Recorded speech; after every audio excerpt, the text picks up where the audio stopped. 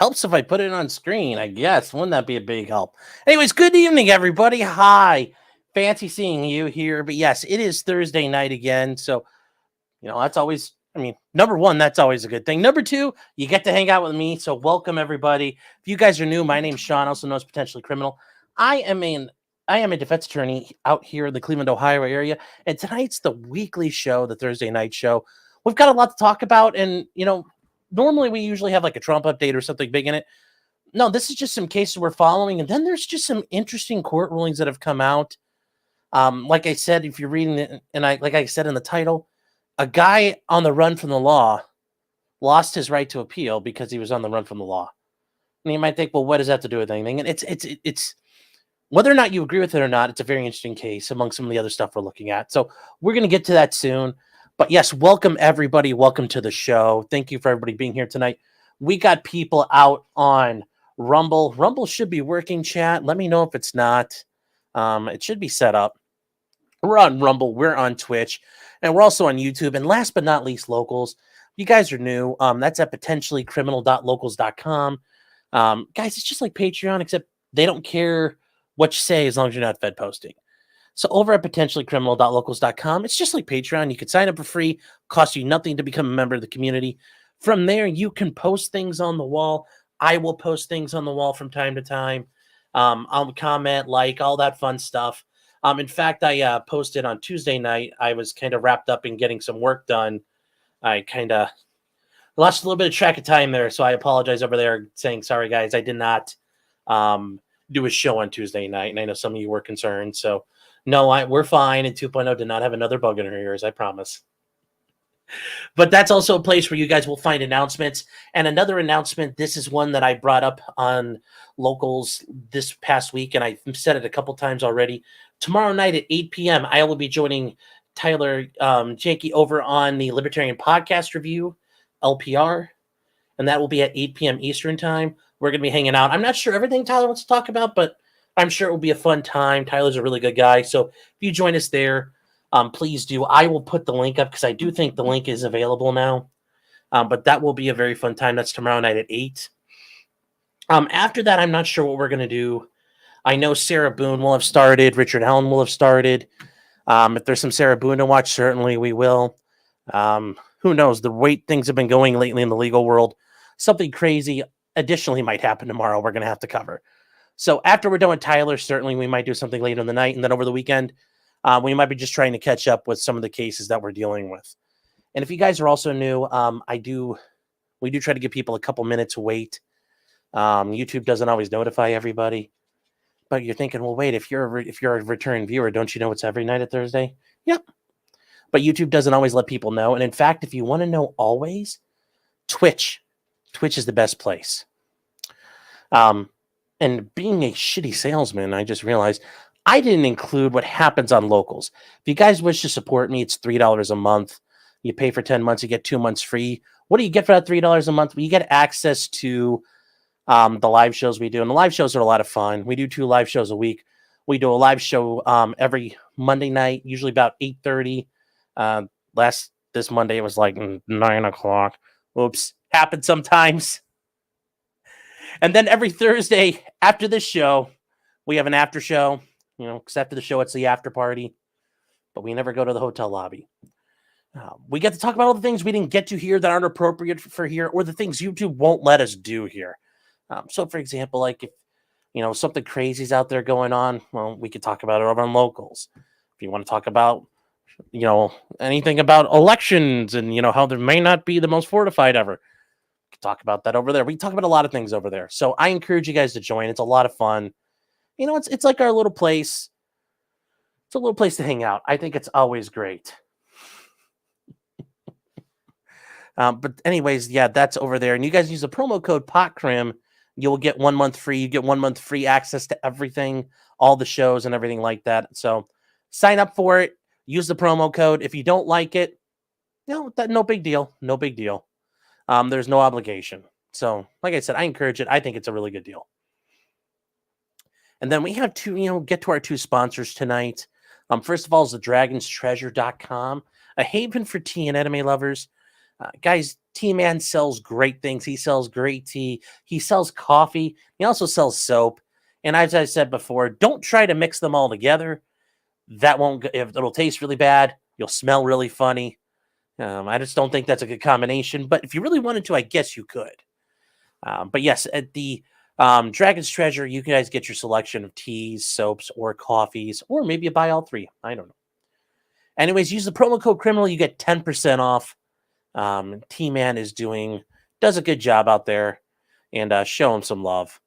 And then additionally, speaking of Sarah Boone, just down the road from Sarah Boone, some say Sarah Boone's next door neighbor is Floodbusters, also known as Matt LaRosiere, the proprietor at MAF Arms, MAF-arms.com, where you can get your best supply of wind chimes and wind chime accessories. They're not really wind chimes, in case you were wondering. But you can go there and get your wind chime accessories. Use the promo code POTCRIM. You get 10% off there. And if you guys remember Matt, he's a friend of the show. He's been on a couple times. We also talked about his upcoming lawsuit against Cody Wilson from Defense Distributed regarding the copywriting of 3D printed gun files. And if you guys were not aware, there are updates in that case. Cody Wilson has retained a rather renowned lolcow of a lawyer, so it should get very funny going forward. But yes, that's at maf-arms.com. Inner City Pigeon says, do they have fishing gear too? I'm an angler. I bet you could do it because some of the stuff is very, very shiny. So they have shiny bits of metal you might be able to use to lure in fish. You might be able to do that. Oh. Then, guys, the biggest thing of all, well, we have two more things tonight. One more is a little not an issue, but yes, how much are the cans at Stoney's? Well, tonight it's Stoney's Bar and Grill at 1580 East Broadway Street, Rockville, Minnesota. Cans are $2 tonight. $2 cans tonight. $2 cans on Thursdays. What better way to spend your Thursday night than plowing through some road pops at Stoney's on their new patio? They're open till midnight tonight, chat. It's only 8:45. If you're in Minnesota, hop in the car, get down there, have a couple of road pops, enjoy yourself at Stoney's. Like I said, it's hard to beat. Aaron's usually there on Thursday nights. He's emceeing Naked Twisters, so if you wish to join him, he's always there. And he might give you a surprise if you win. And then, guys, this is actually something that's a little more serious note. You guys may have seen them on here before. Obscure Outdoor Destinations. They are a YouTube channel run by two really nice people, Ron and Tony. They live down in Florida, and they are Florida man and Florida woman. They were hit by Hurricane Milton pretty bad, and they have as part of their channel, they do work, and they have a farm, and they have different animals on it, and part of that's their channel. They had some issues with flooding, and right now they're dealing with how to deal with some of the kind of flood abatement issues. And they have a Give, Send, Go link, and this, I checked it. It is legitimate. It is them. But if you guys wish to join or wish to go see them, they are trying to get it done. They have some flooding issues, and as you can see, they're trying to do this. And now it only says $750. They need like $6,000. They've raised most of the money. They're just trying to get the last little bit going. And they're trying to get one more pond set up in their property because they are having flooding problems. And like I said, they've done most of the work on trying to secure funding, and they just need a couple $100 more. If you guys wish to join them, certainly it wouldn't be bad money spent. So if you guys could join them and help them out, it's at givesendgo.com/helpinghorses. Like I said, no obligation, but just something to think about if you guys are out there doing it. So that's it. That's it for the nonsense there and all the other side segments and announcements. But like I said, Ron and Tony are really nice people. So help them out if you can. What's their channel? Oh, here, we'll bring it up real quick. Obscure.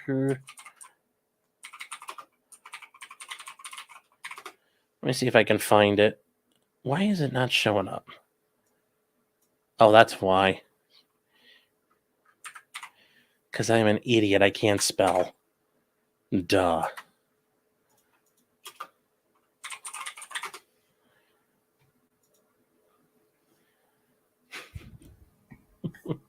If you guys have never seen them here, they why is this not popping up? Huh, I can't get the load. So okay. What's their channel? It's called Obscure Outdoor Destinations. Like I said, they're doing a pretty good job of taking care of things. Just give them a little bit of help, a little bit bump over the top. And if you guys, as much as I'll say it, if you guys were like, oh hey, I'll give Sean a super chat, like give them a couple bucks. They're really hurting. So if you could help them out. The Flood got their channel. Yeah. So. All right. So we're going to get started here. And let's get started with Sarah Boone. Oh, Rumble is live. Good.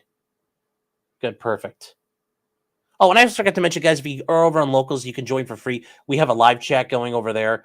You guys could post memes and all the other crap that YouTube won't let you post. You can say all the words YouTube won't let you say. Even Rumble won't let you say. So that's the advantage over there.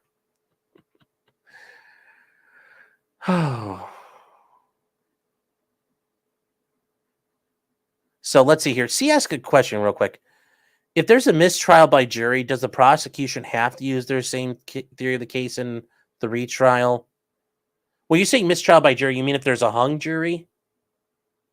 Or can they come up with a completely different presentation? If you're asking about Karen Reed, there is actually they can present a new theory of the case. They can present a completely different theory of the case.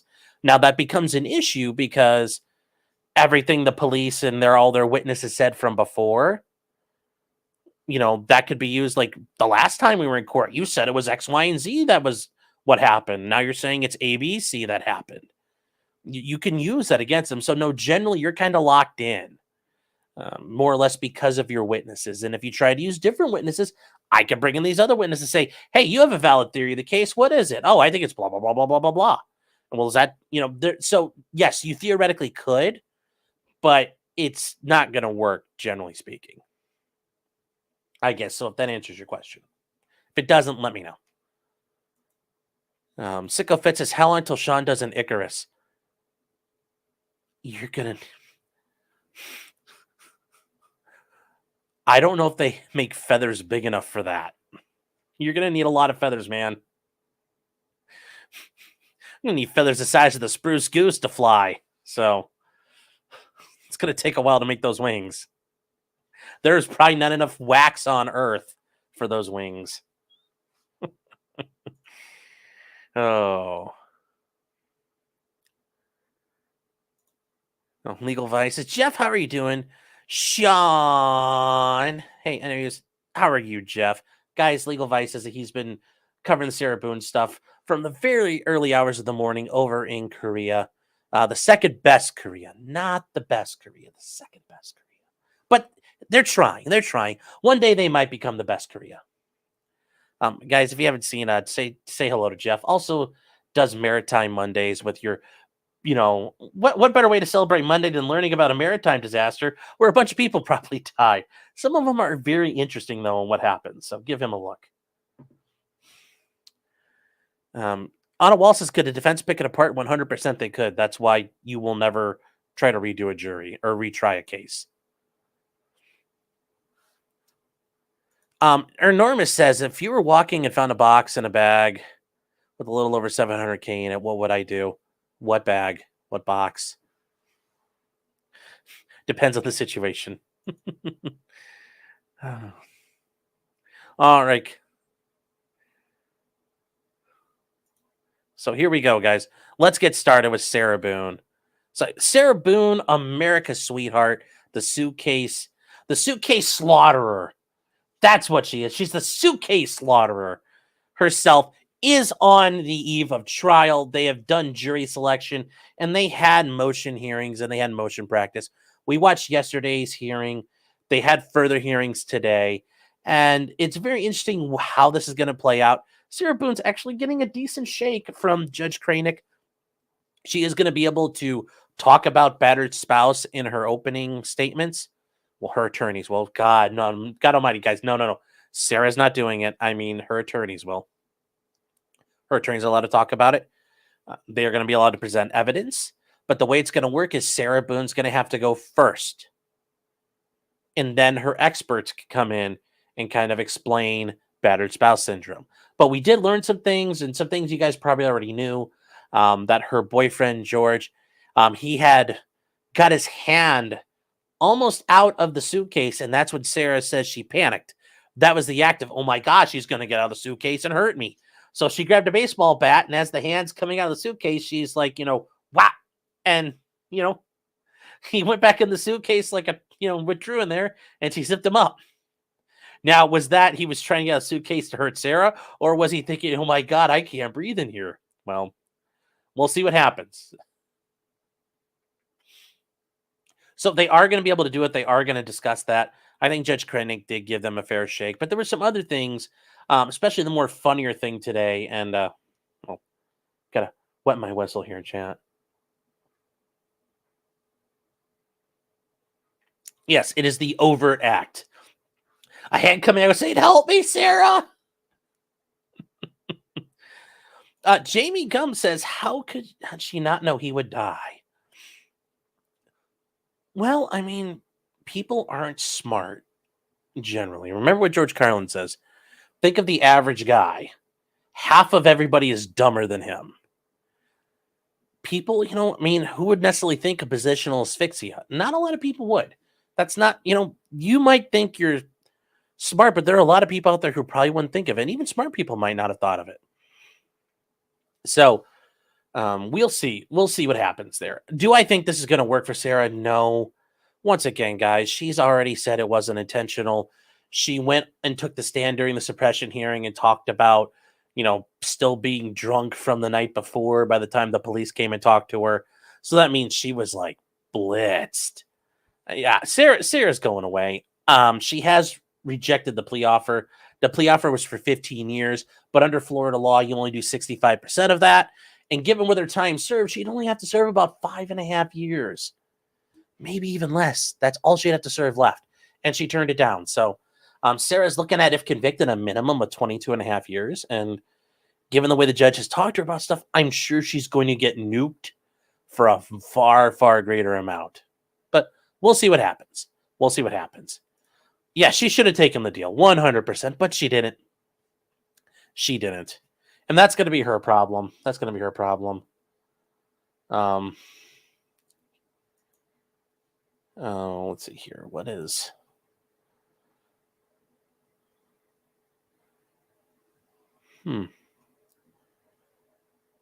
Nico's saying, you don't see my... Nico, my Rumble stream should be up. People are in there posting. So, Sarah's going to get off like Nick. Well, phrasing. that could be a bit of an issue there. Real quick. Oh, Big P Stick for $5 says, his name is pronounced Yankee. Okay, I thought it was Yankee. And also, he says on Rumble for $5. Thank you very much, by the way. I do truly appreciate it. He says, also by the tear that will pierce the heavens from Dragon's Treasure. It's phenomenal. There you go. There you go. And yes, Obsessed with Penis over on Rumble says, is this a safe place for Sean A-Logs? Everywhere is a safe place for Sean A-Logs. It's not hard to be a Sean A-Log. Oh. All right. So, guys, yeah, Sarah, we'll find out what happens there. But it is funny, her attorney Sarah's Boone attorney did make one request that was actually kind of funny.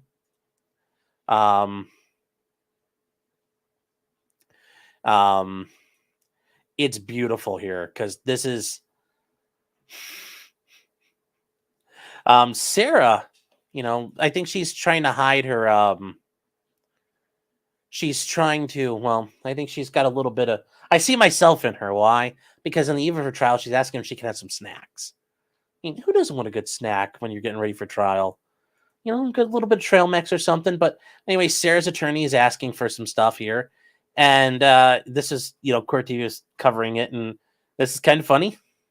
She's asking for snacks in the courtroom.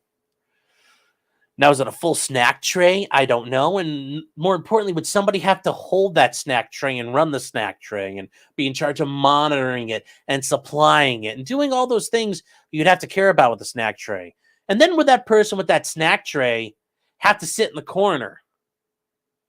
Important questions we don't know the answers to. It depends. Would it be a charcuterie board? I don't know. Doesn't sound like Sarah wants that. She wants some good sugary stuff. But anyway, here's her attorney making that request. You know, they get commissary there at the jail. She's asking that the officer that escorts her be allowed to bring her commissary. She's asking for 2 juice packs, 5 peppermints, 2 bags of chips, a bag of candy, and a bag of either cookies or a Pop-Tart to allow her through the day. So, yes, she has massive sustenance, chat. Yeah, she needs a snack valet. Yes, a snack caddy.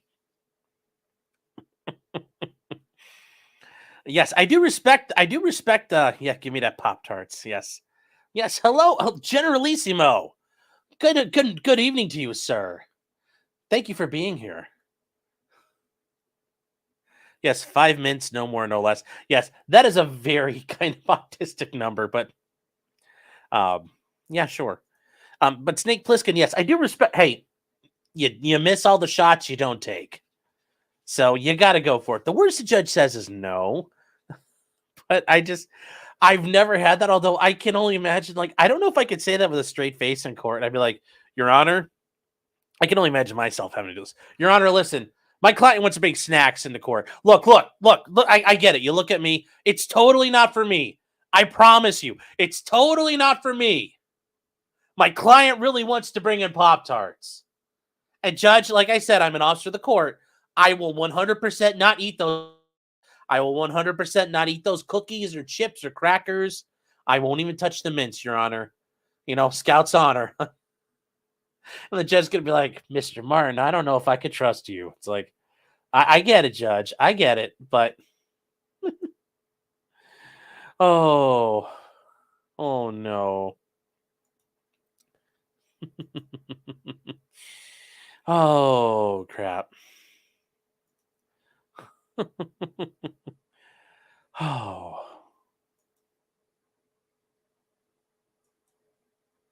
And then, hold on here.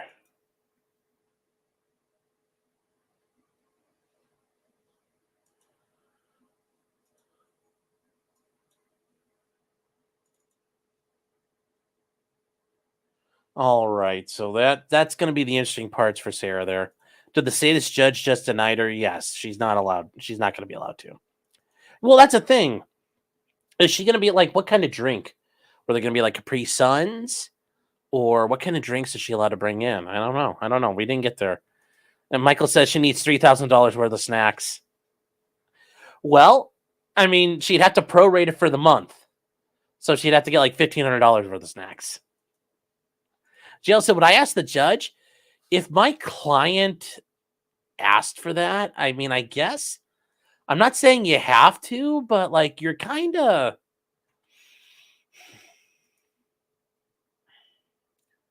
In Sarah's situation, it's probably to keep the peace. If I had to guess, it's probably to help keep the peace with Sarah.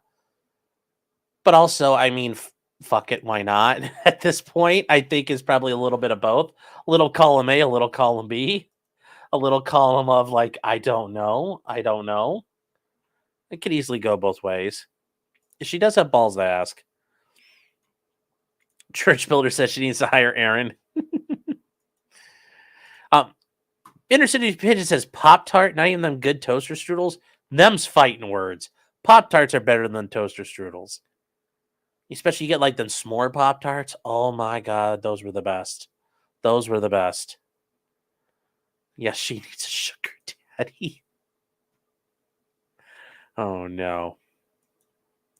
Demon's Rat says maybe you can parachute in with a bang and with a bang and a Jimmy John's. Yeah. I'll sneak in. Like I get caught sneaking in contraband. Was he trying to sneak in a file or escape tools? No, sir. He was trying to sneak in a sandwich. So we'll find out what's going to happen. But Sarah Boone, yeah, she's probably toast, guys. I think we know that. Your Honor, I renew my motion on the snacks. No, it's not going to work, though. It's not going to work. All right, guys. So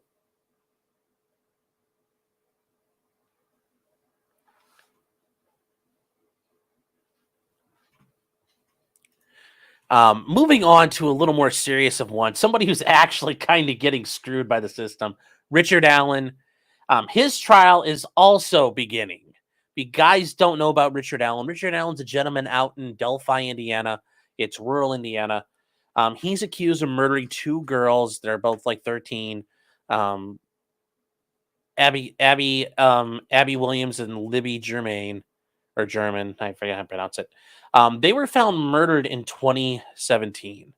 They were found murdered in a local kind of like Metro Park type of area. And it's a really sus murder. There's a bunch of weird stuff going on here. Like the girls were found stabbed to death, but there's also like a full cartridge of ammunition just laying on the ground next to them. One of the girls was found with a clump of hair in her hand.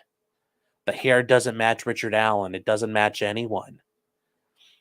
There were these runic symbols that were found carved into a tree and laid out near them that are from some like loser weirdos in the area who probably practice some kind of form of what losers might consider, Odinism or paganism. There's all kinds of problems with this.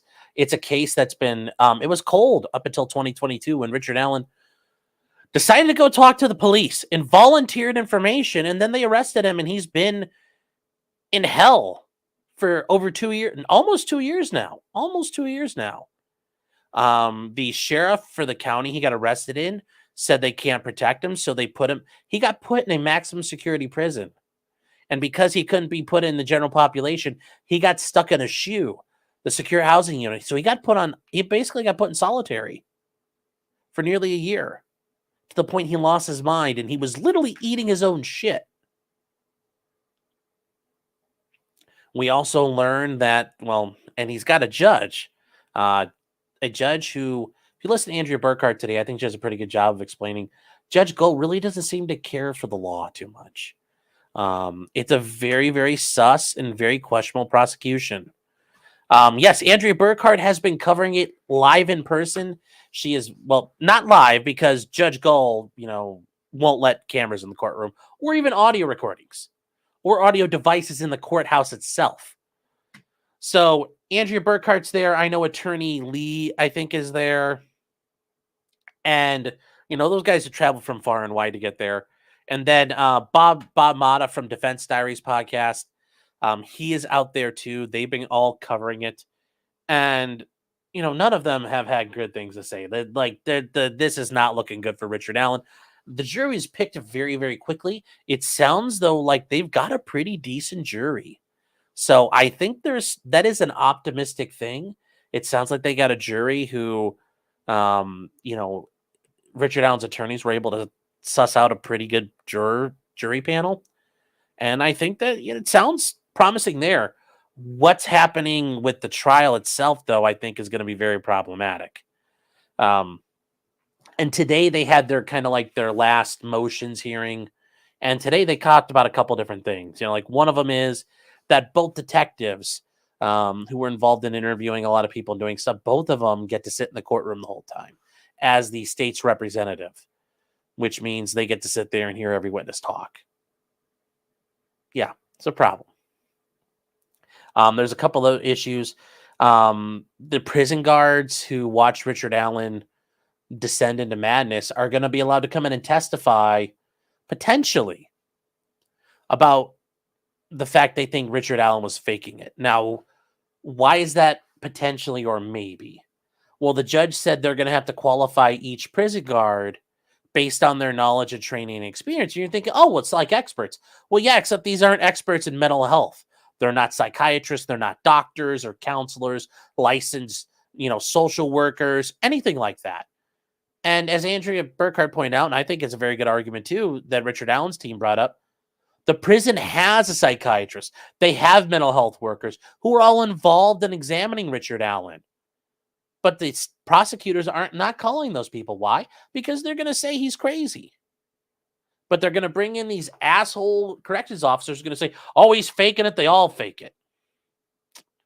So, Puffer Smile says, Jeebus. Yeah. Yep. Yeah, this is, Oh,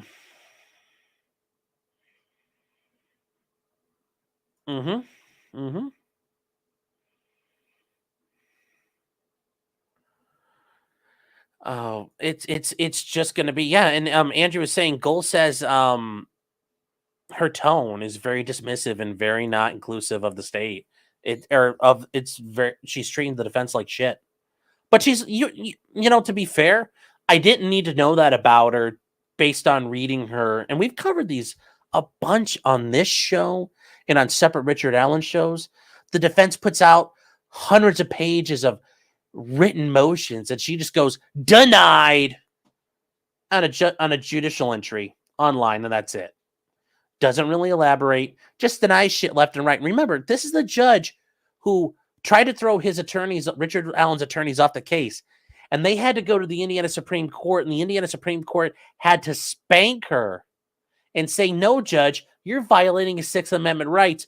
Quit being a stupid hoe. But that didn't stop her. She just got more and more recalcitrant. So it's only going to get worse from here. It's probably only going to get worse from here. Pretend judge says, maybe I should take over the Delphi trial. I can't do any worse than Gall. Probably not. Probably not.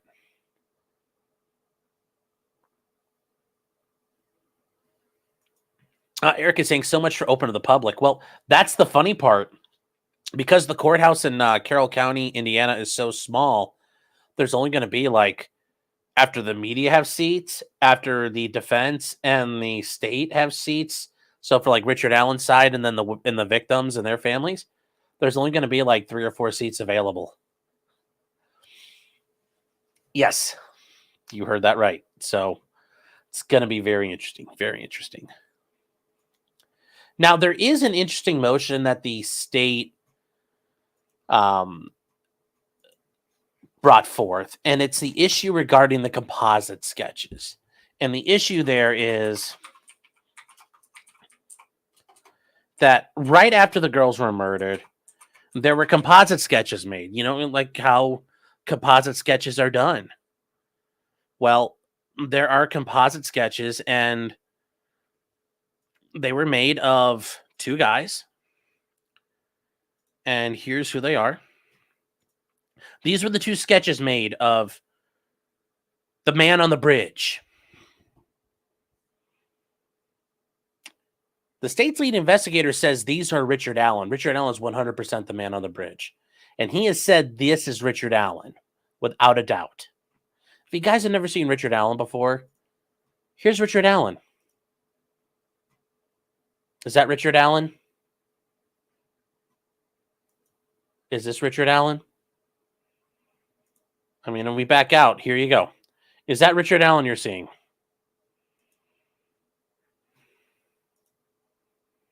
This PPP and Worski. Oh, no. It's not Jim Norton either. But there you go. There you go. So the defense obviously wants to bring these in, and they want to challenge this because the lead detective is saying that's 100% Richard Allen. Okay, cool. We're going to challenge this then. We definitely want to challenge this.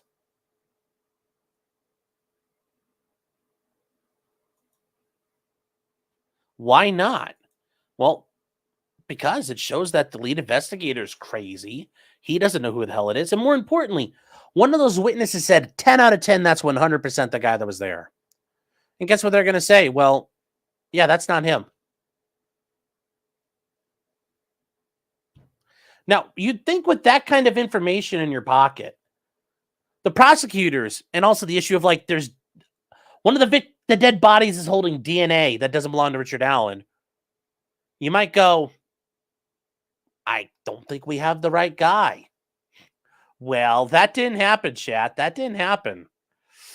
That didn't happen. And what happens instead? Well, they're just going through and like, nah, we'll convict them because, why not? Why not convict them? Because you know what? Whatever. Who cares? Good enough for government work. That's what we're dealing with here. That's what we're dealing with here. And, we are left with the state trying to preclude those sketches. And what grounds do you think they try to preclude these sketches for? Well, it's very, very interesting what they try to do here. And why is...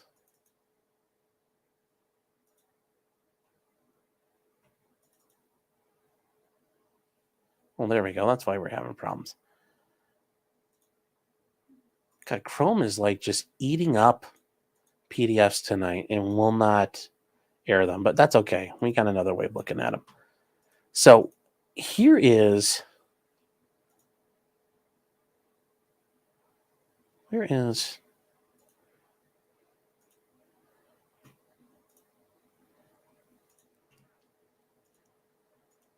This is... Well, no, it's just being ridiculous, chat. I don't know why. So we're going to have to use Adobe tonight, and it's just a little frustrating, but we shall get through it. We'll get through it. It's not going to kill us. It will not kill us, I promise. So what are we looking at here? Well, we are looking at the state's motion in limine regarding composite sketches.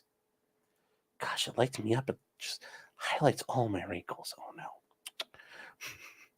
So this is the state's motion in limine, and it says, through the prosecution, they are respectfully requesting the court order prohibiting the admission or reference to the composite sketches prepared by any sketch artist in connection to the murders of Abby Williams and Liberty German. It's saying completely, the admission or reference. So you can't even talk about it. So it's one thing, okay, they can't come in, but you can't even talk about it. I'm like, is it true, ma'am, that you worked with the FBI sketch artist and did a composite sketch? Nope. Objection, Your Honor. That is barred if the state has their way. They want to remove that from even getting in.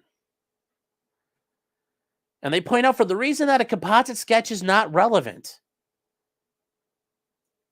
But it is, because a witness is saying this is the killer. This is the guy on the bridge. Your lead detective has said, this is the bad man. Why is that not relevant? The admission result in undue prejudice. Once again, who cares? You guys are entitled to be prejudiced. You are the state. The fact that it hurts you. Oh no, judge, it makes our case hard. I don't fucking care. I don't care. It should be hard. The state should have to suffer. The state should be forced to suffer. It should be unfair to the state. The state should never walk in there like, oh, we got this in the bag. A prosecutor should walk in every time thinking he's going to have to fight for his goddamn life every time he has a case. That would be fair. It would confuse or mislead the jury. Well, the jury would be really confused saying, why are we being told to convict this guy when we don't know who the fuck that is?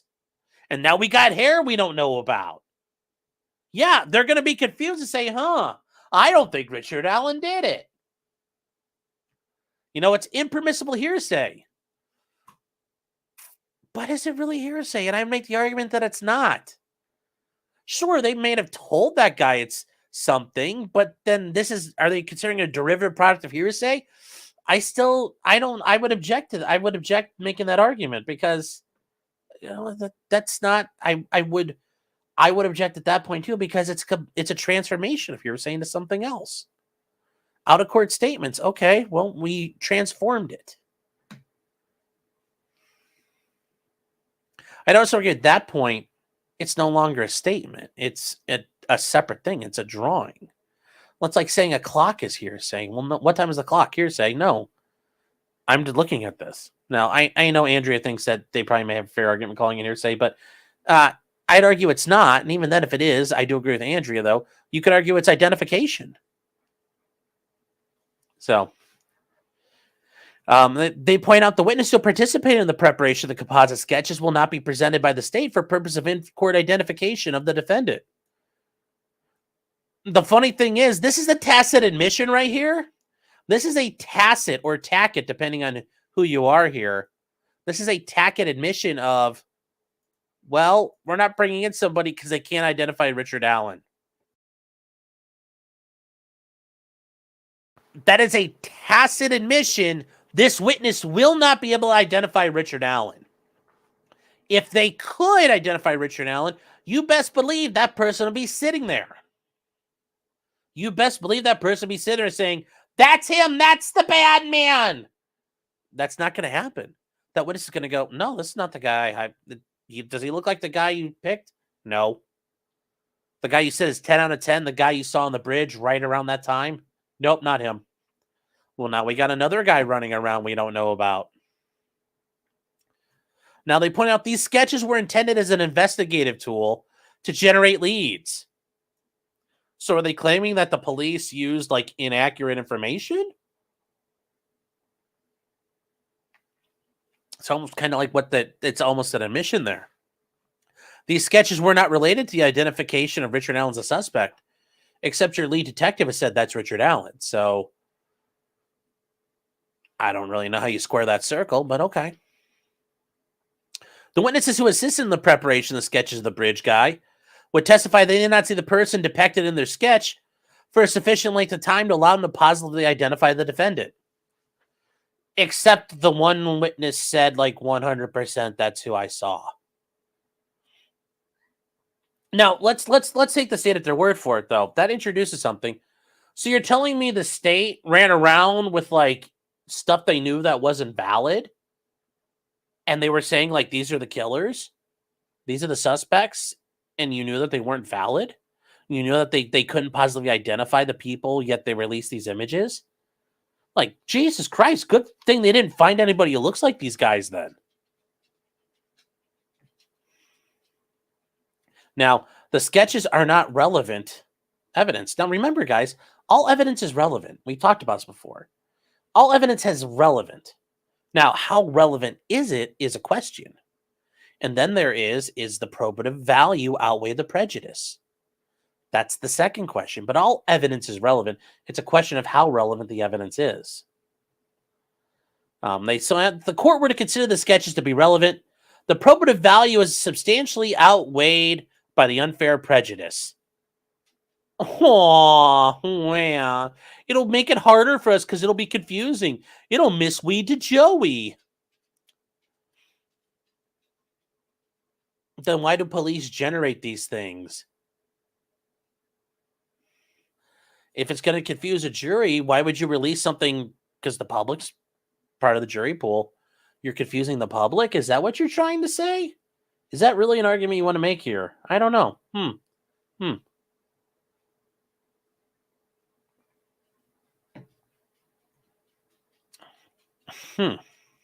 Makes you think, chat. Makes you think. A composite sketch reflects a police artist's interpretation of someone else's description. Yes, and then that witness verifies, yes, that's exactly what I'm telling you. Because they said, no, that's not it. They erase and they do more work. Until you say, yup, that's him. So it's not even an interpretation. That person ratifies their statement saying, yes, that's exactly what I saw. Creating a sketch carries the potential suggestiveness of having a police artist interpret and possibly influence perception of a witness. That's not how it works because you give an interview first and then they talk about the guy. But, you know, is the state of Indiana now arguing sketches are completely worthless? I guess. Interesting. It's kind of like down in Atlanta. Fannie Willis's team saying cell phone tracking data isn't valid, yet they use it in the Young Thug trial. Huh. Isn't that interesting? These sketches would be hearsay or double hearsay under the rules of evidence, in that sketch is an out-of-court statement and a subjective rendering by one person using the descriptions by another witness and does not fall within a recognized exception. Well, it's identity. It's the identity of someone. It's the identity of the defendant.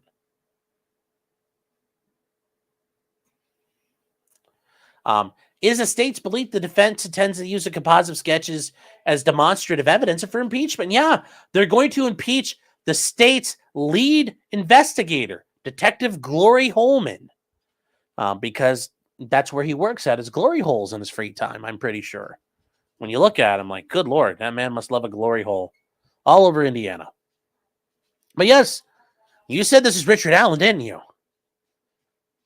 No, it's like you didn't, but here's proof you did. Are you sure this is Richard Allen? Because it doesn't look like him. And guess what? The state's case just goes poof. They're not going to be allowed to do that. They're being prevented from doing that.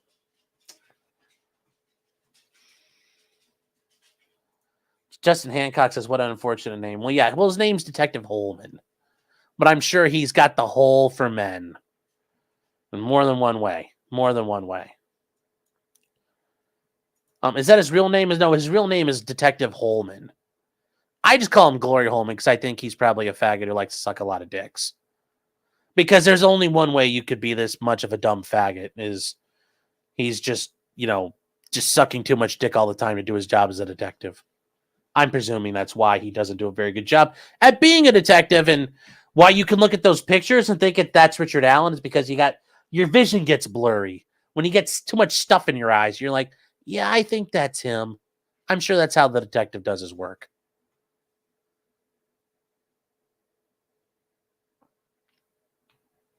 They also point out that the witnesses who participate in the composite sketches are not being called. It's because they're not helpful to you. Furthermore, no composite sketch instrumental in identifying Richard Allen as a suspect. Your lead detective seems to think it was important. The sketches outweigh the probative value for in-court identification. It would likewise be inappropriately used to impeach a witness who is not presented before the jury to provide in-court identification of the accused. Well, they can call the witnesses. They can call these people in and impeach them with it. You're allowed to impeach your own witness. They say Indian courts have not addressed this issue of composite sketches because nobody's ever tried to make this kind of moronic fucking argument. Nobody's been this dumb or this cocky to say, we're going to try to fuck somebody over. That's why we haven't done this. They have excluded sketches that have resulted from the use of hypnosis. Yeah, well, that's a good thing we're not talking about that one. Good thing we're not talking about it. Well, we haven't done it there. It's like, well, good thing we're not doing that. Good thing we're not doing that, chat. Other cases discussed or mentioned the existence of a composite sketch in the course of an investigation, leading to probable cause, but no analysis of using their evidence to impeach witness testimony. Well, you don't have any way, and here's the thing, if you don't have a court saying that it's not impermissible, especially when it comes to the defense, I'm gonna have to argue it should be allowed. You couldn't find it. Well, that's a sign. That's generally a sign either your issue is dumb or nobody's dumb enough to make the fucking argument. And I'm thinking it's probably the second. No prosecutor's been dumb enough to make this argument. So they want to prevent the state or the defense from mentioning, commenting, or making any reference, directly or indirectly, to the composite sketches without obtaining permission from the court. And they want to order people to make no reference to the fact this motion has been filed and granted. Nick McClellan, the cocksucker of Carroll County. Carroll County cocksucker. He's a pretty good cocksucker from what I heard. The best in Carroll County. So we'll see what happens with Richard Allen. Now, that was the big one. This one is under advisement, so the court has not ruled on it. Run, Clyde, run. That was not Clyde. That was Laney, chat.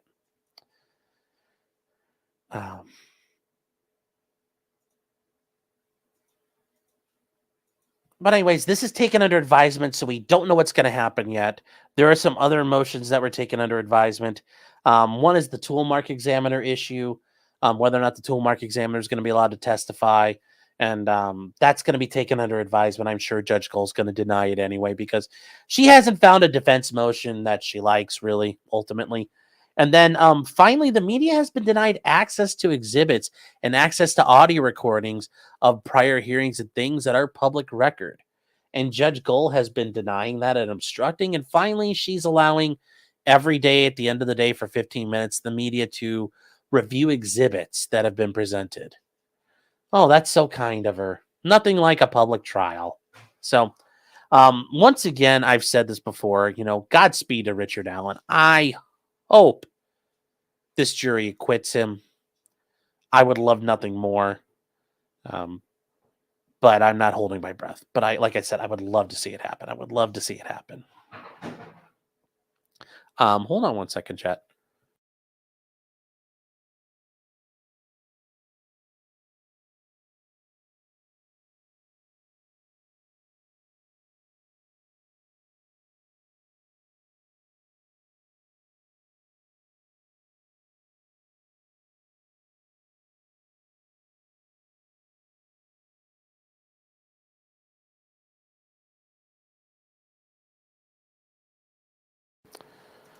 All right. The jury is 12-0. Oh, God, I hope not. I hope not. That would be horrible. So we will see what happens. We will see what happens there. And then, where are we here? Why is this not popping up? This is just... All right, there we go. I had to fix that. Okay, so moving on, and this is something where, and I've said this before, when you're an attorney, part of being an attorney is being creative. And as one of my professors used to say when I was in his class, he would say, if something didn't work and we were stuck on an issue, he'd say, no. He's like, you think about, be sneaky, attorney. Now, you could be sneaky, but it's the idea of being creative. Using that creativity to solve a problem. We have X as an issue. How do I get around it? What can I do to circumvent it? And doing it through lawful means. Well, this is actually pretty clever what happened down in Texas.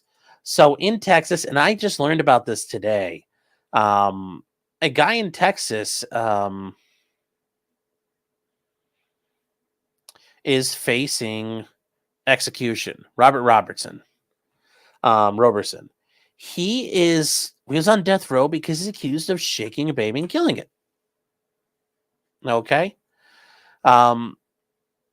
Shaken baby syndrome is kind of one of those things we're learning about is junk science.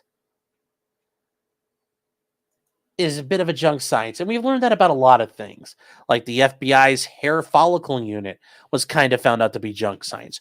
We're learning more and more of a lot of these forensic things are kind of junk science, are kind of basically like voodoo, and they don't really work. And you don't really know what's going on there. Kind of like, yes, like SIDS, very much like SIDS. And I'm not saying shaking children is okay. Don't do it. But the idea that shaken baby syndrome is a thing. Now, I'm sure you could shake a baby and kill them, theoretically. You could do anything and kill anybody, theoretically. But the science that's been presented, the science that's been relied upon, has been kind of garbage. Now we're seeing this more and more and more with things. You guys remember we've talked about, and you guys have probably learned and read about, back in the 80s when like kids were getting hypnosis and there were, daycares that had these satanic cults being run underneath them. And people were being sent to prison on these children getting suggested stories to them that their daycare workers were like murdering and raping and killing little children underneath their daycares. And people were going to prison over this stuff. And then we find out, 20 years later, oh, sorry, we were like, oops, that was all bullshit. Our bad. Well, shaken baby syndrome is pretty much at that point where we're starting to realize like, oh my God, this is a bunch of bullshit. And not sure, are people probably beating and abusing children and causing them severe bodily harm, possibly killing them? Sure. But is it coming about from shaking? Yeah, probably not. We're not sure. Brad says the daycare scare was the original QAnon. Yes. But we run into these problems. And Roberson is set to be executed. He was set to be executed tonight. But a very interesting thing happened. And people were like, well, how do we stop this? And I thought it was, how do you deal with it? Well, there's a way of handling things. And, what he's done so far, he appealed all the way up the chain. He got to the Supreme Court. And Judge Sotomayor actually said, look, I can't do anything about this, but Judge Abbott, hey, you could suspend his sentence for 30 days. Well, that didn't happen right away, but his things got suspended for his execution was suspended today for a different reason. And this is actually, once again, I will say, an example of creative problem solving. And this is thinking outside the box. And for this, I give a golf clap for what they did. And, this guy very well likely, if he's going to be executed over shaken baby syndrome, I think that's bullshit and he shouldn't be. But since they a last-ditch effort and it worked, and here's what they did. The Texas House issued a subpoena for the guy. And a Texas House committee came up with an idea of, well, if we issue a court order, he has to go and testify. And if you have a subpoena, you can't ignore a subpoena. And the state, by executing him, would be defying a subpoena from the Texas House. So this is kind of a little bit of federalism here. The branches are fucking with each other. Because the executive branch is going to kill a guy, and the legislator's like, I'm going to fuck that up. And then the Court of Appeals goes, yeah, actually, this is a pretty good idea. You gotta honor the subpoena. So he has been subpoenaed to testify in front of the House. And it's very interesting that he did that, and the Court of Appeals granted this. This was granted at the last minute, but it did work. Now, it's interesting for him because a lot of people are arguing he's innocent. This includes the police detective who originally led the investigation against him. And there was a bipartisan effort to get him spared, get him clemency, but the Board of Pardons voted to deny that. So the Supreme Court has said, sorry, you're not raising any claims that we can get involved on. But they issued the subpoena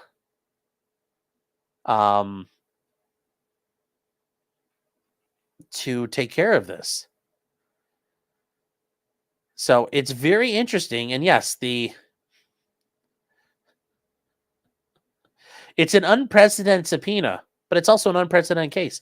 And that's very interesting. Once again, guys, it's about being creative.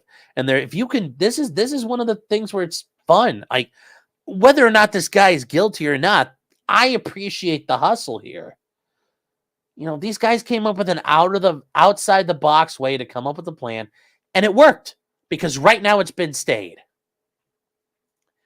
And we know that because this just came out, and the Texas Appeal Court reverses the delay, and the last appeal is there. So,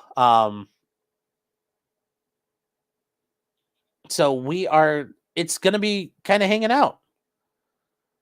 So,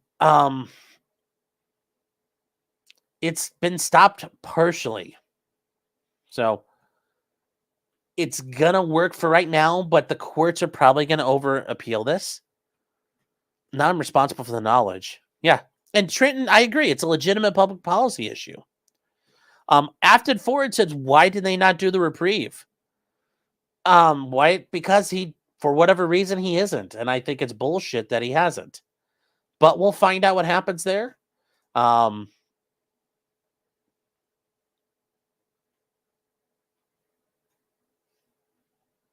We will find out, but hopefully,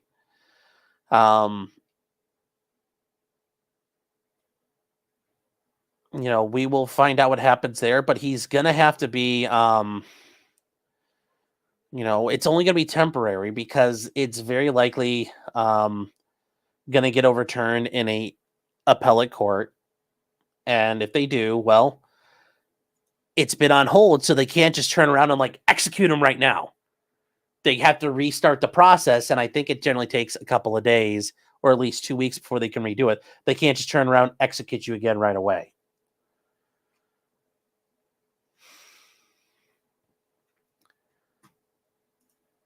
So it'll be very interesting in that regard. Scylla says, what would have been his last meal? Well, he might get a second. He'd get a second last meal. They'd have to redo it. Anubis Ash says he's in favor of the death penalty. Yes, Abbott is in favor of the death penalty, and for whatever reason, he's not doing it. And I support the idea of the death penalty, but in this situation, I think it should be taken a look at. I think it should be taken a look at. So, Danny's saying no way these guys are House Republicans. Well, House Republicans tried to get him clemency. They tried to get his death sentence reversed by the pardon board. So, yeah, they have to redo the whole process. His death warrant has to be signed. They have to follow all their steps under law. So it's going to take a little while. Sergeant Jordan says, didn't they get rid of last meals in Texas? Well, you still get a last meal, but your last meal is pretty much limited to what they're making. A lot of states have reduced your last meal to what you get. Whatever the tray of the day is pretty much your last meal. Other states may limit it to, however much money out of the commissary they'll let you buy. There are still some states where the prison kitchen will make you stuff within reason. So it all depends. Johan saying Russian beluga caviar and lobster. Well, there are times people have asked for all kinds of crap and then they don't eat it as a big fuck you.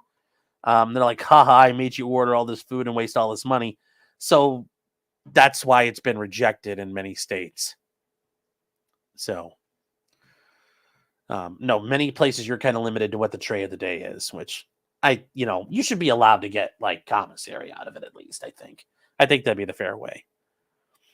So we'll find out, but for right now, it worked, and it worked long enough to get past the line. The guy survived for a couple of days, and then we'll see what happens. So once again, guys, it is very interesting how to do that. Let's see here. Okay, we are going to go on to, hold on here.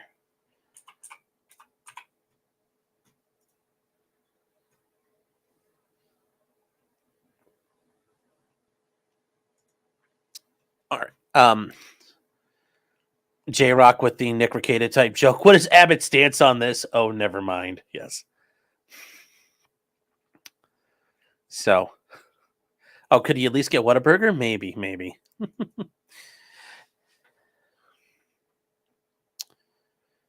Yes, there is a guy on social media. I think he's on YouTube, or actually, he might be on TikTok. He recreates a lot of the last meals of people, and he critiques them. So, but there's a guy who also does all the president's favorite dinners. So it does happen. And then real quick, guys, over on Rumble, there's another Rumble rant from Delarian.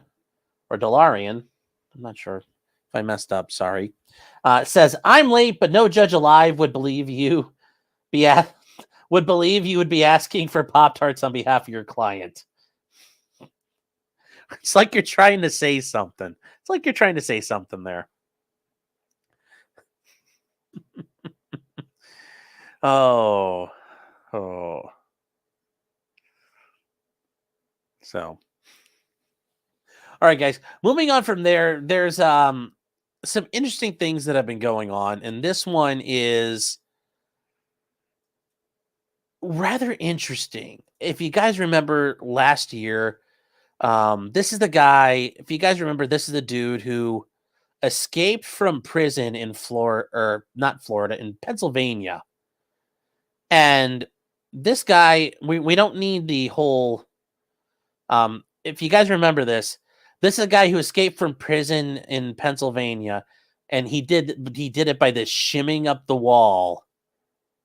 And he was convicted of murder, and he got out, and there was a massive manhunt for him. And I just bring that up to show you what he did, because he was out on appeal. Or he wasn't on appeal. He had filed an appeal, and his appeal was based on, multiple things. And instead, what happened? Well, the Supreme Court of Pennsylvania said in a very interesting thing here, and I don't think this is how this should have been done. They determined that he lost his right to appeal. It's a little weird. So they're saying he lost his right to appeal.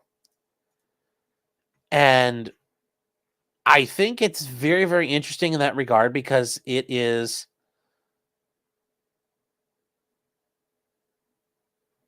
Well, how's this going to work? And how do they determine this here? Well, the appeal was untimely, and they denied things because he forfeited because he was on the run. Now, the idea is, and we're going to read this. It's only 7 pages. It's very interesting. So, Danilo Souza Cavalcante appeals from the judgment of sentence imposed following his convictions for first-degree murder and possessing instruments of crime. After review, the appeal is untimely, and therefore we quash it. They're not even saying the appeal has merit. They're saying, sorry, it's too late, buddy. We're not going to look at it. It's untimely. Now, is it really late? No. They're just arguing there's an issue here. Well, what is the issue? So the trial court summarized the relevant factual history. And they point out here that, yes, they pretty much caught him. He did confess. He confessed in 2021 to the murder, as well as to several other witnesses. Yep, he confessed to killing her. So we're like, okay, cool. We get that. He confessed. But anyways, he went on to, and he wants to challenge. He's like saying, I didn't murder her. It's not, I'm challenging the first-degree murder conviction. And he went to trial. And he was convicted. Well, he wants to appeal it. So while he was at a local jail and awaiting transfer to state prison to serve his sentence, he scaled the walls of the prison and escaped. So that's where you see the guy doing the little crab walk, and he's like up the wall.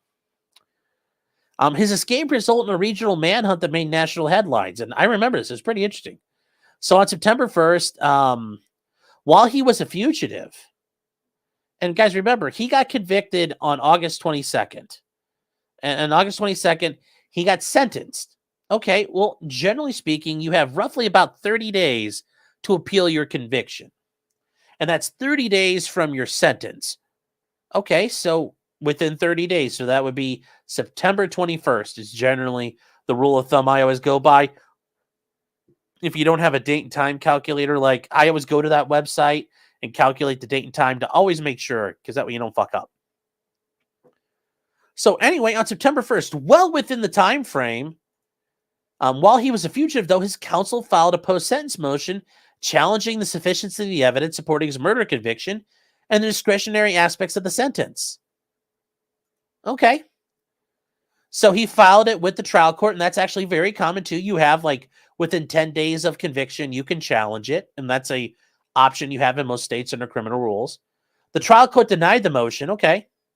On September 13th, he got captured, and he got charged with additional crimes.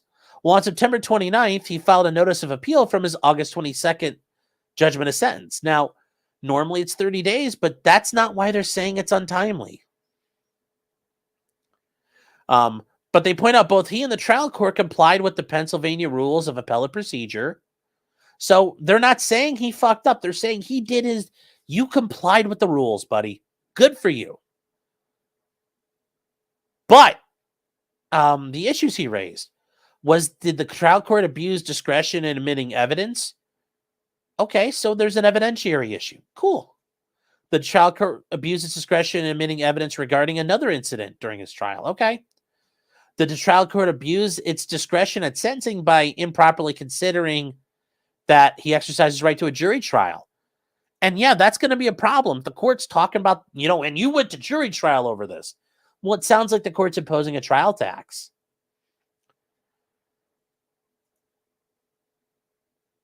So what does this mean, though? And then they say, did the trial court abuse its discretion by imposing a sentence exceeding the aggravated range without stating adequate reasons? Now, yes, they might have to do that.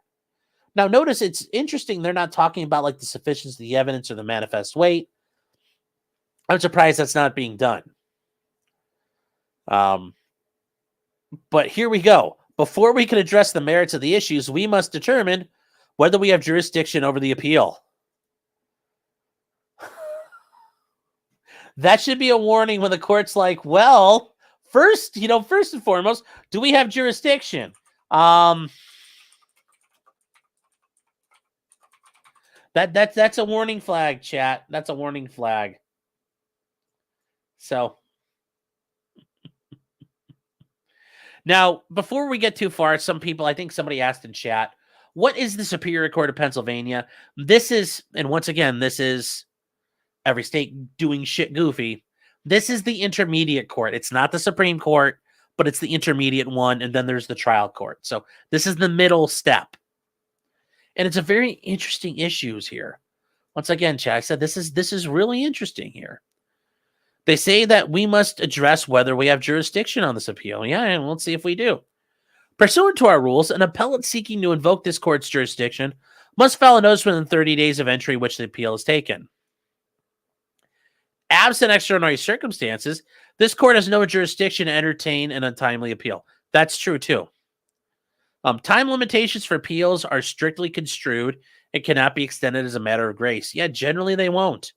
Moreover, where there's a question where this court has jurisdiction to entertain the appeal, they may raise the matter sua sponte.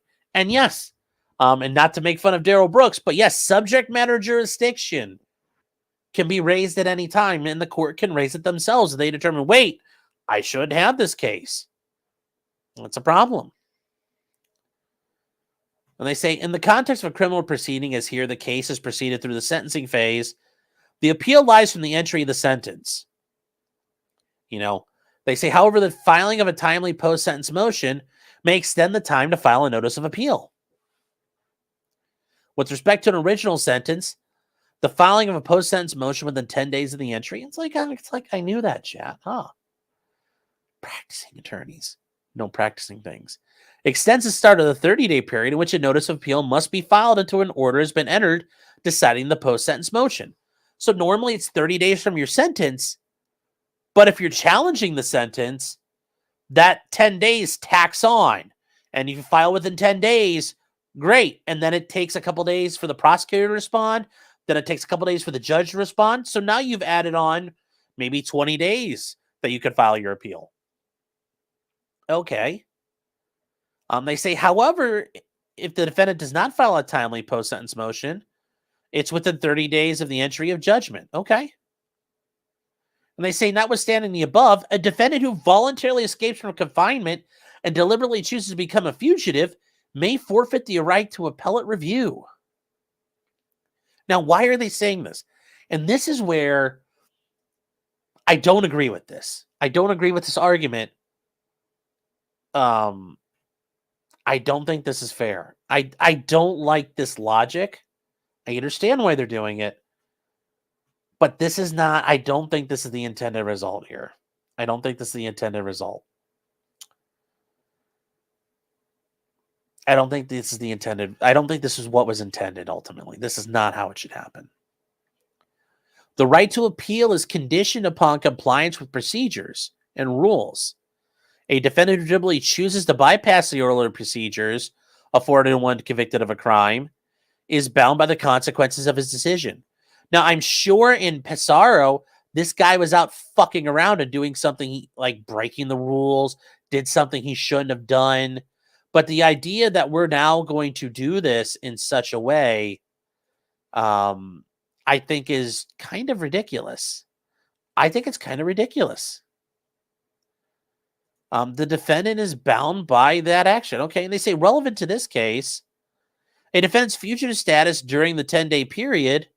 And notice where they're going with this. They're going to take away the 10 days. They're going to say controls whether the appellate court will hear this appeal. And I say if a fugitive returns in time for post-sentence motions, he should be allowed to file them. If he returns after the time for post-sentence motions has expired, his request to file that post-sentence motion should be denied. Okay, and since he escaped, that 10 days is gone, so he needs to go back to his original moment. If he returns before the time for appeal is expired and files an appeal, he should be allowed to appeal. In short, a fugitive who returns to court should be allowed to take the system of criminal justice as he finds it upon his return. I don't know if I agree with that. I don't think that's proper.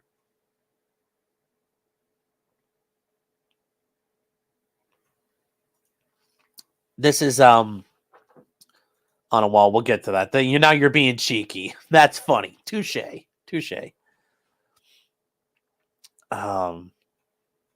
They say, more importantly, the fact that counsel for a defendant has filed a document on his behalf while he was a fugitive from justice is of no moment, saying it doesn't matter. Whereas The Rock would say, it doesn't matter. As the defendant's fugitive status forfeits all rights during the period of fugitivity. I don't think that's a real word, but they put it there. Which I think is nonsense. If your attorney's filing shit for you, your attorney's filing shit. Counsel's actions to preserve a fugitive rights are ineffectual. I think that's a little bit bullshit there. I think that's a little bit bullshit. I don't like that. David from Making Law Simple. How you doing, David? Doing the Lego streams out there all the time on Saturday nights. Saying, normally I would be, but I didn't want to go back. Oh, David, how are you doing? You could never go back. Hope you're doing well, David. And they keep going that the defendant cannot resurrect his appellate rights, even though counsel filed a notice of appeal, because the defendant repelled to return to the jurisdiction prior to the expiration of the appeal period. I just don't think that's not what it's meant to do, chat. And even if you remained in a fugitive, you file an appeal and the deadline passed, you're not entitled to pursue an appeal. I don't like that. So anyway, they say it's just, anyways, he became a fugitive on the 31st of August. Okay. One day prior to the expiration of the time for filing a post-sentence motion. Although Cavalcante's counsel purported to file the motion on December 1st, this action was taken while he was a fugitive. Thus, counsel's filing was legally ineffectual and did not operate to toll the 30-day appeal period. And once again, counsel's action to preserve fugitive rights are ineffectual. Accordingly, because Cavalcante forfeited his right to a post-conviction, post-sentence motion due to his fugitivity, that's not a word, Judge. Hold on. What judge did this again? Judge Kohler. No, that's not a word, Judge. Come on now. He was required to file a notice of appeal within 30 days of his entry on or by September 21st, 2023. Here, although Cavalcanti returned to justice on September 13th and could have filed a notice of appeal by the September 21st appeal deadline, he failed to do so. Thus, his notice of appeal is untimely. As a result, we are without jurisdiction to address his appeal and we must quash it. Appeal quashed. Or, as they say in Minnesota speech, denied. Judgment entered by Judge Kohler. Prothonotary.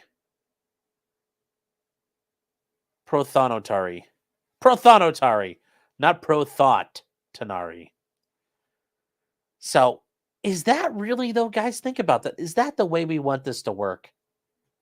Is that the way we want this to work? And then, more importantly, if we're thinking about that, how does that work if I am counsel for that guy? Does that mean the attorney committed malpractice by not filing in time and knowing that? I mean, that could be an issue. Like, how do we address that problem? I don't know. I really don't know. It's really interesting. Afton Ford says, I don't know. Google fugitivity and journal articles pop up. I just didn't know that was a real word. Well, I'll take it. We'll take it. Just never heard that word before. Yes, J-Rock says, moral of the story is don't escape from prison until after your motion and appeal is filed. Yes. Suck it up for a year or two and then escape. That's how you do it.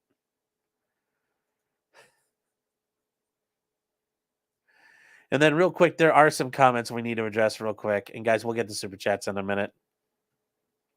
On a Wall says, hey, they're just being creative. And yes, like I said, very cheeky.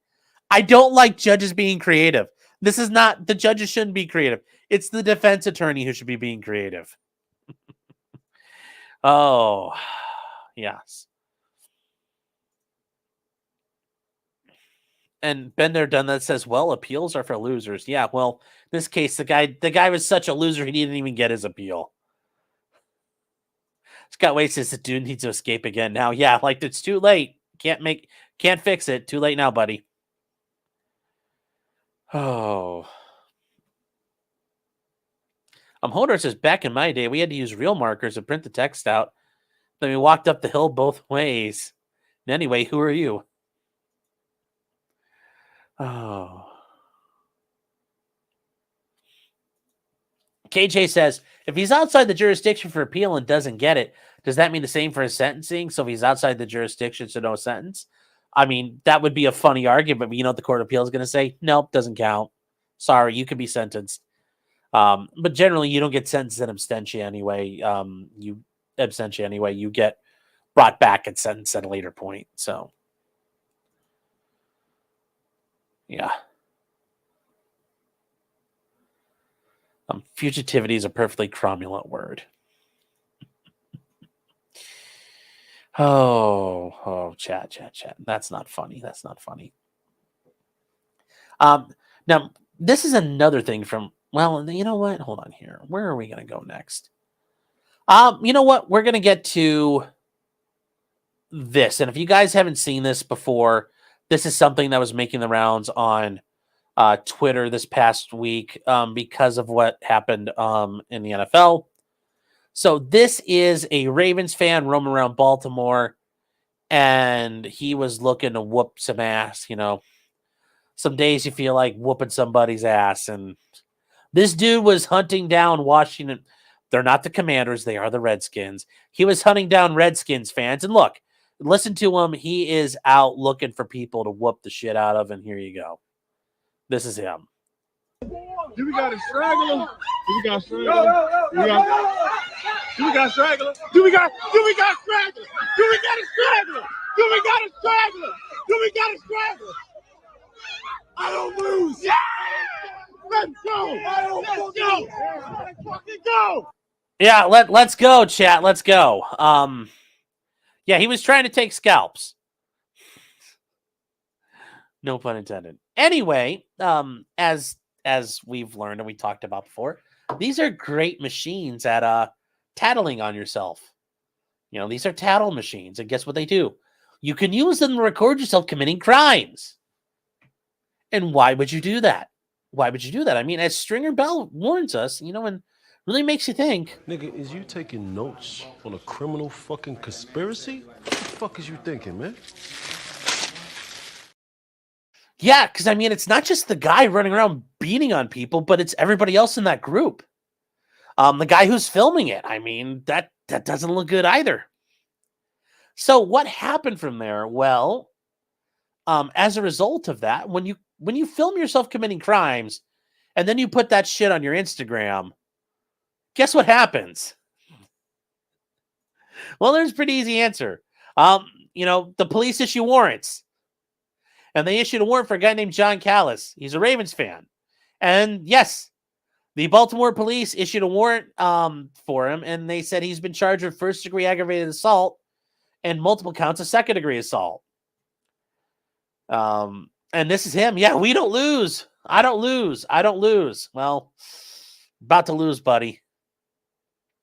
And yes, once again, nothing says awesome like stills of you beating on guys because they wore a different sports ball team jersey. Brilliant work, homie. Brilliant work. So, and if you guys haven't seen it, we'll watch it again here. Do we got a straggler? Do we got straggler? Do we got straggler? Do we got straggler? Do we got a straggler? Do we got a straggler? Do we got a straggler? So there you go.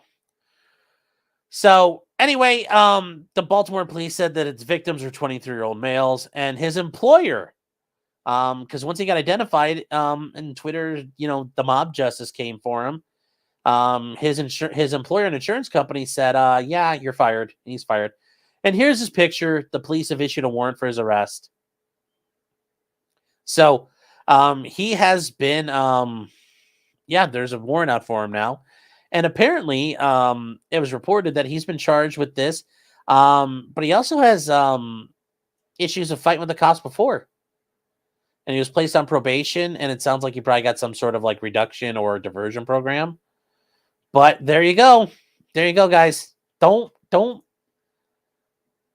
want to go beat on people, you better be willing to go to fucking prison for it.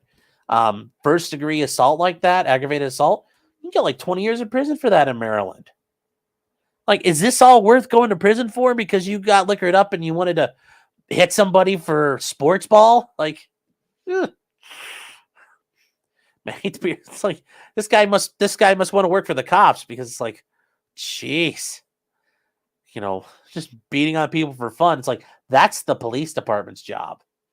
That's what happened. The Baltimore police is like, that guy is not one of us. He stole our work. Therefore, we will arrest him.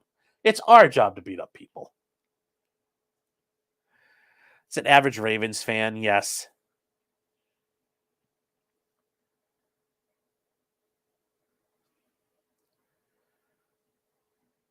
Force him to fight in the USC. Well, yeah. And Travis says we can't let European football be manlier than American football. Well, yes. KJ says, but if you film yourself committing crimes, just assert a copy strike and then the state can't use it. Boom. That's how it works, right? I'm not so sure it works that way. Not so sure it works that way. So.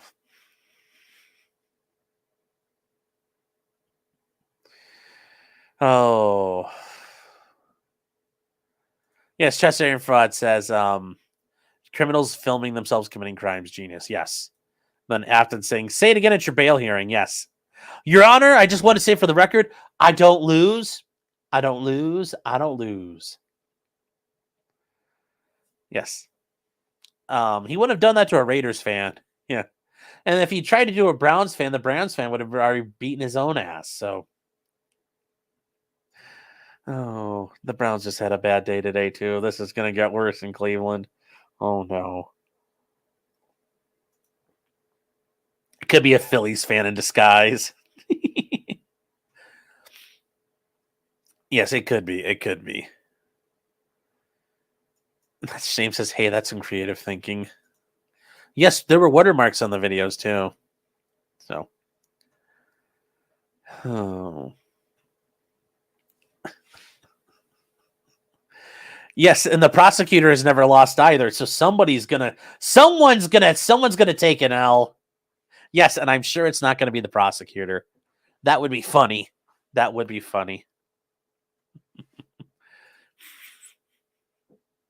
Jonathan, yes, this is a great argument. I'll try this next time. Your Honor, gay people say what? My client could never have been on the premises. I'll try that next time.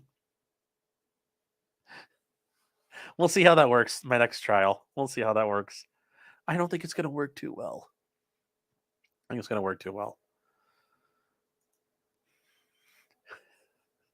You bet that would get me an acquittal. I don't think it will. I don't think it'll get me an acquittal. All right. So yeah, guys, don't be a moron. Don't be a moron and commit crimes. Videotape yourself doing it. Now there is a Oh my gosh, we are going to move on here. There's some funny stuff. This is a funny thing with a Wisconsin judge, and this is hilarious. And this one, I mean, I thought it was a joke when I read the article about it, and I found this, but it's a real thing. This really happened. Anyway, it's the Wisconsin Judicial Commission, and remember, judges have their own sets of rules. They have their own investigating bodies at the end of the day. The Judicial Commission oversees judges. Now, remember, she's still an attorney, so she's bound by the rules of professional conduct, but she has that separate thing on top of judicial rules. So she has two sets of rules to follow. And here, this is...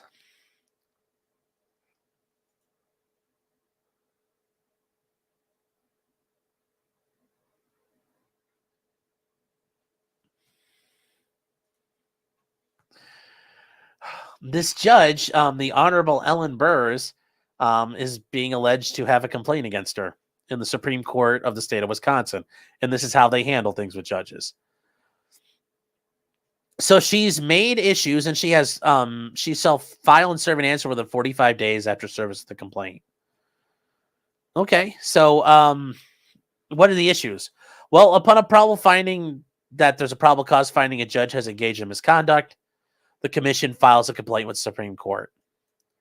And this is a judge who is a judge at Dane County Circuit Court, and she's a judge under Wisconsin law. She's going tubing. But this is hilarious here. So they found probable cause that she has violated Supreme Court rules to personally observe high standards of conduct, so the integrity and independence of the judiciary will be preserved. She is supposed to act at all times in a manner that promotes public confidence in the integrity and impartiality of the judiciary. She is also supposed to treat those with whom they deal with in an official capacity with patience, dignity, and courtesy. And she to perform her duties without bias or prejudice. So you're thinking, oh my gosh, what did she do? Did she drop a hard R? No. But what did she do? So specific allegations. Incident 1. That means there's more than one incident, chat. So this is back in May 2019. There was a hearing in Dane County. It was the state versus Richard Harrison Jr. After previously making several requests for additional time to prepare for trial in his case, the defendant made an additional one, and the following exchange occurred on the record. And the court says, okay, the last trial date was October 2018. Then it was rescheduled to now. And the reason it was scheduled 6 months later was to give to the defense every opportunity to look into anything they wanted to look into. And she said, I agree with the prosecutor that in all probability, this will turn out to be a ruse. And if it does, that if he is convicted at trial, this court will not forget that. Let's just make that abundantly clear. That's already a problem, I would argue. That's judge, if you grant it or grant it or deny it. It's not your time for commentary. And she says, the reason why I'm requiring the state to take a position on the motion to reschedule, and that means to continue, is because it's really a gamble whether you want to put the child through a trial, and then if it's exculpatory information, that would have probably changed the outcome of the trial. That's how I think it has to be. But if it were that, you'd have put the child through yet another trial, which of course no one would want to do. And she says, I'm going to allow the reschedule. And she says, let me make this abundantly clear to you, Mr. Harrison. You're not playing that game anymore after this. It's not a look, I found another rabbit in the hat. Look, there might be something underneath this rug. When this trial is rescheduled, we're not playing that game. So play the game with other people you're with. Go to prison and talk to them about all the games you can play. We're done here. That's not acceptable. That's not acceptable, chat. Not acceptable at all.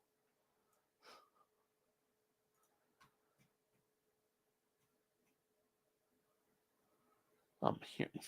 Oh my gosh, some of you guys.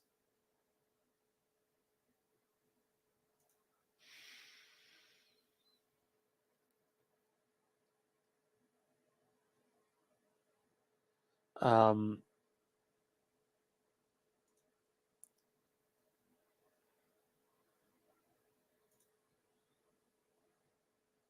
see here. Here, hold on. Sorry, guys. I was trying to see what you guys were saying. I'm following Preacher saying this judge has had enough of the guy's bullshit. Sure. But she's also admitting the court's got a grudge here. Anyways, the defendant says, yeah, your sarcasm is extremely clear. And she's saying, good, I thought it would be. That's why I'm saying it to you that way, because I thought you would relate to that. And he says, I don't. She says, I think you do. And he says, I don't. And the defense counsel's like, that's enough. That's not how you do it, Judge. You got to be professional. So they point out that she failed to treat litigants with patience, dignity, and courtesy. She has to act at all times in a manner that promotes confidence in the integrity and impartiality. And she isn't acting impartial. She's acting like a big bitch. And she has to observe high standards of conduct. You can't act like a bitch. You can't act catty. Sorry, you're not allowed to. So, yeah, that's a problem. And I wonder what happened in this case. But now we get to incident 2. Incident 2. This one is hilarious. Guys, you're going to put this in the I shit you not folder. This goes in there. This goes in there. This goes in there. So she was on another case in 2020, the State versus Noah Hodges, which was scheduled for jury selection and jury trial to take place in December of 2021. In her courtroom at the county courthouse, located in Dane County, which is where Madison is. Madison, Wisconsin. On the morning of the trial, the defendant did not appear for the scheduled proceeding, and Judge Burrs was told by the attorney that the defendant was at a hospital and had been admitted. I've had this happen once. I had a client who was in a massive diabetic emergency, and the hospital said they were not going to release him. And I'm like, I had to go to court. I'm like, he's not here, Judge. And he's, it happened like at 4 a.m. I got a text from him saying he's like, my blood sugar's out of control. Now, some people will make assumptions why that happened. But anyway, it happened, and I had to go into court and say, Your Honor, he's not here. He went to the hospital. He told me everything that happened. And then I had to be like, I didn't tell him to go. I told him he had to be here for trial. But in the meantime, if he goes to the hospital, take care of yourself, but you have to be here. So this does happen sometimes. So the judge directed a staff member to determine his location, and rather than issue a bench warrant or continue the case to a future date. So she had one of her staff members verify. And in my case, that happened too. The court staff learned that Hodges was at the American Center Emergency Room in Sun Prairie, Wisconsin. After obtaining the location, the judge directed the bailiff, who was responsible for security of the courtroom, to leave the courthouse in order to arrest him. The judge was informed the bailiff would not be able to leave the courthouse to arrest the guy. The judge then tells everybody in the courtroom she would retrieve the guy from the hospital herself. And, I've heard judges make jokes before, and I think that would be kind of a funny joke. Like, well, I guess I'll go do it. Apparently, Judge Burrs was not joking. She was 100%. She was 100%. She was no cap. She was no cap about this, as the kids say. She was keeping it 100. Judge Burrs also stated that if something happened when she went to pick him up, they would hear about it on the news. Oof. Okay. So the judge instructed the defense attorney to accompany her and not to inform his client they were on their way to him. The district attorney was not present for this interaction. So that's an ex parte communication.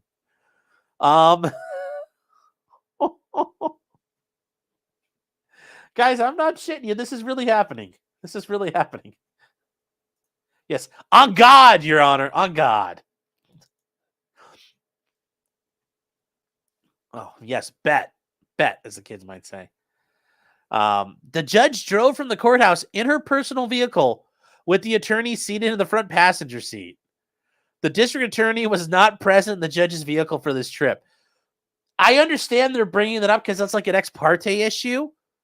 But even if he was there, that really doesn't make this any better. This is really bad. Now, some of you are saying, why did the defense attorney go? I actually think that guy kind of did the right thing because he's like, I got to protect my client. This judge is out of their fucking mind. Somebody has to protect him. Somebody has to protect him. This is really bad. Oh my God. Oh no. Oh no, no, no, no, no, no, no, no, no, no.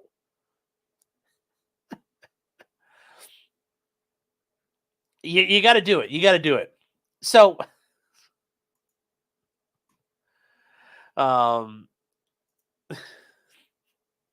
Hodge's attorney was telling the judge this trip was a bad idea as the judge is to be the neutral decision maker. So it's like Back to the Future. He's like, Doc, you got to be the neutral decision maker, Doc. You can't arrest people, Doc.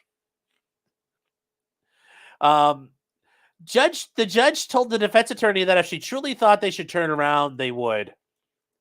The defense attorney said they should turn around, and the judge turned her car around and returned to the courthouse. At the time the judge had turned around, she was headed northeast on Washington Avenue in Madison in the direction of the emergency room in Sun Prairie. Now, I didn't check this out before, but we need to check how far away were they going to have to go? Because it would have been funny. You're like riding in the car with the judge. You're like, are we going to turn on the music? What are we going to listen to? Like, hey, judge, do you have Sirius? Like, do you have XM?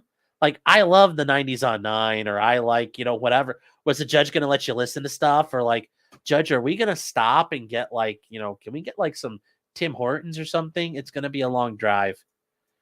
So let's see what the directions are here. Let me see here. Let's see. Oh, where is this place heading in called? What is it? The American Center Emergency Room in Sun Prairie. Okay, there we go. Hold on. We're going to bring this up.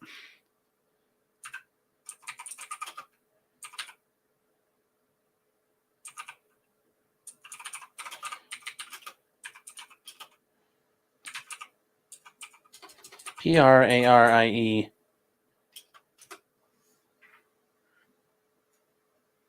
Hold on here. Why is this? That just sounds like a weird place, Sun Prairie. Oh, that's not okay. Well, all right, chat. Here we go. Here's the issue. So this is Wisconsin.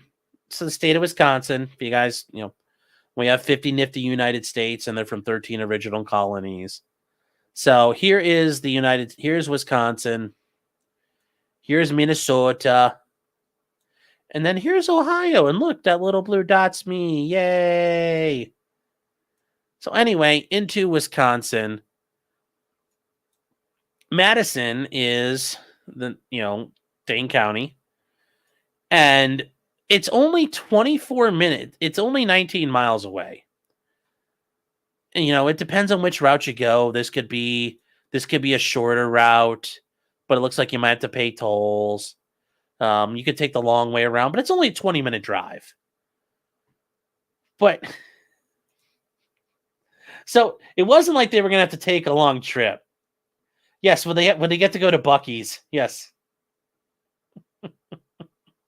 I don't know.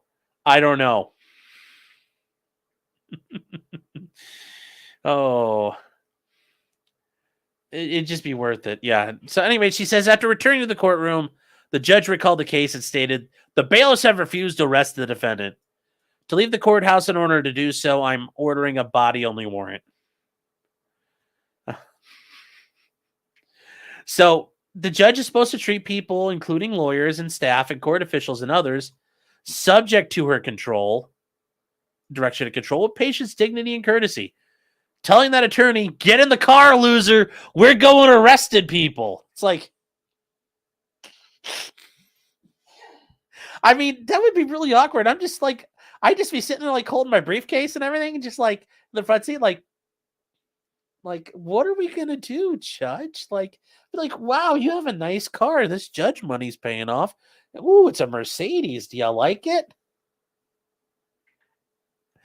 I'd figure out ways I could get done there. But anyways, she's also required to perform judicial duties without bias or prejudice. She has to act at all times to promote public integrity and impartiality in the judiciary. And she has the high standards of conduct, which she didn't stick to. So they point out that she violated multiple Supreme Court rules for judges, and therefore constitutes judicial misconduct. Yeah. So they want the chief judge of the Court of Appeals to select a 3-judge panel, and the panel make findings of fact, conclusions of law, and a recommendation for discipline. Now, they might look at this and say, you know what? These findings are unsubstantiated. They might say this is all bull. She might have her version of a Franks hearing, and, gets it tossed. This is hilarious, though. This whole DUI thing is the funny part. Oh my gosh, that is so crazy. I mean, I will say, chat, this is very funny, and it is also very weird. I will say this qualifies. This qualifies as funny and weird.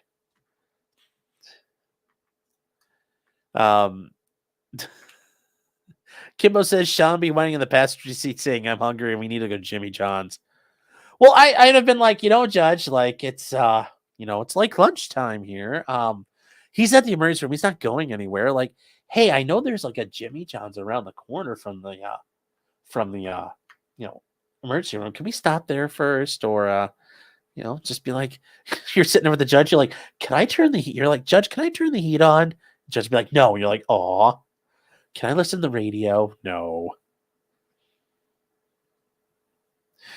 Oh. Yeah. Imagine if that judge got pulled over and the police stop you. Like, how, like, the cops hear dumb shit all the time. Like, they're going to be like, no, I'm a judge. I'm actually working right now, officer. Listen, I'm trying to go arrest a guy. No, wait. Why are you telling me to get out of the car? No, I'm not going to show you my ID. No. The police starts beating her. Stop resisting. That would have probably been the only thing that made it funnier. Sadly, that didn't happen. Yes.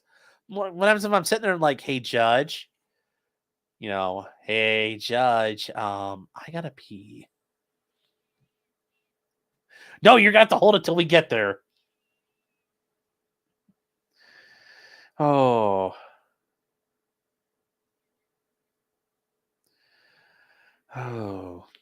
Could the judge order the lawyer to drive? No, I don't like. She definitely couldn't have done that. Oh, God, that would have been really, really awkward. That would have just been really, really awkward there. Alex says, so the judge and the defense attorney are bounty hunting. Yeah, kind of. Oh. Johan Naxo says, I was cussy. Yeah, I've seen that. Yes. I'm coming. Eric with a K, how you doing, man? It's saying, any news on them, the third assassination attempt of, oh, yeah, the whole sheriff thing? Yeah, we'll get to that at the end of the night. Just talking about that. That was a little interesting. It's very interesting what happened out in California. The whole thing was weird. So that it just, yeah, I don't know how you deal with that. I can't believe a judge was like, this is a good idea. This is a really good idea, chat. Oh. Just, yeah. All right. Speaking of that, there is one more judge thing I do want to touch on. And I think this one's also funny. It's a very funny judge thing. It's out of Minnesota, and no, it's not that, chat. I promise. I'm not talking about that. It's actually interesting. This is a guy who is trying to run for judge, and there's a bit of a problem. So it's in the Minnesota Supreme Court, and he's got a bit of an issue here. Got a bit of a whoopsie doodle. So what happened? So they point out that we're going to skip the so we're getting to the opinion here.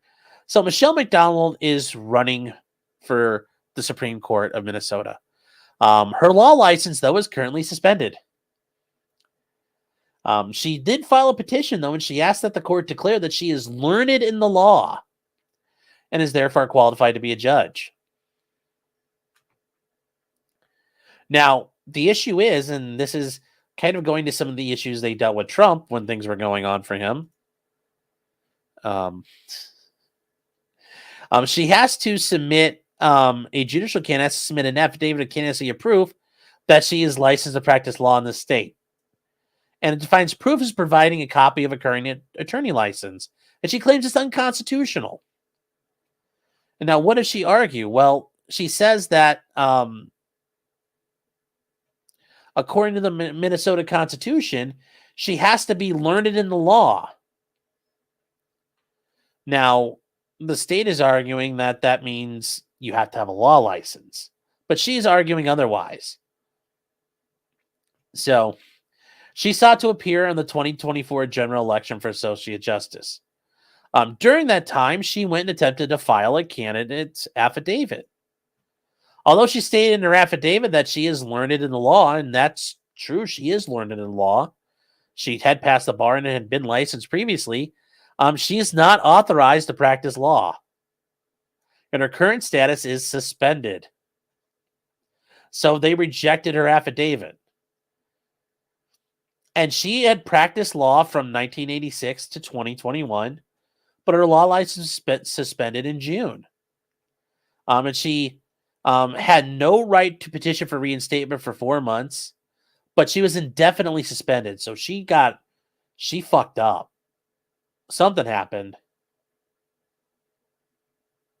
So she made knowingly false statements about the integrity of a judge, and she failed to obtain a client's written consent to a fee splitting agreement.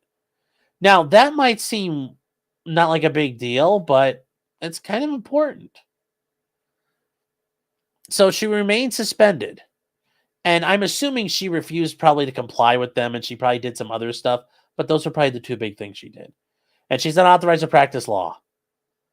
But she says, under the Minnesota Constitution, Article 6, Section 5 of the Minnesota Constitution requires that judges of the Supreme Court, Court of Appeals, and District Court shall be learned in the law.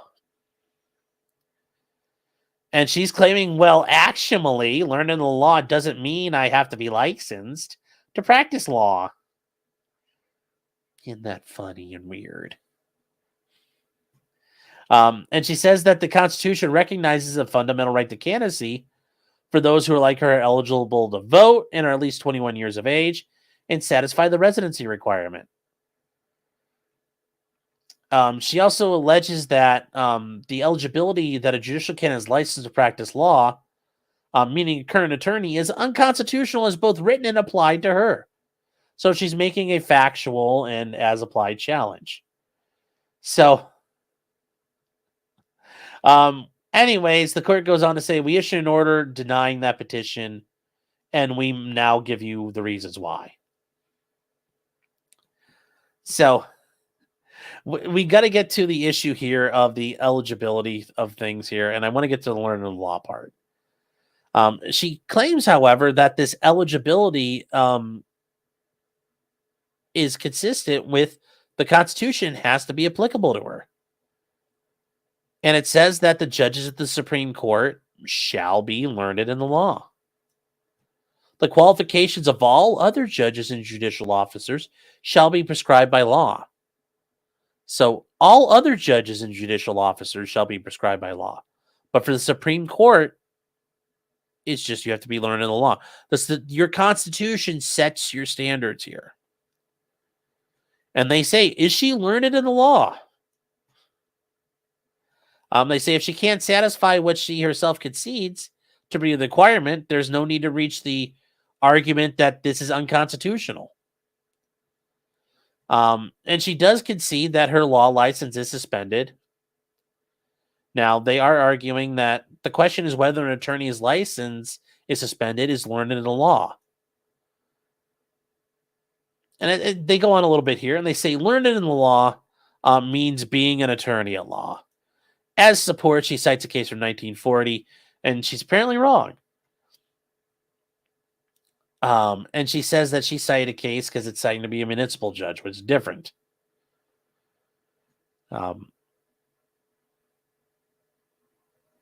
So she's not correct. And they say that the phrase learned in law mean attorney at law. Well, the court drew, and they're pointing out that, the judges shall be men learned in the law. And learned is an actual phrase. That's actually older parlance and older discussions.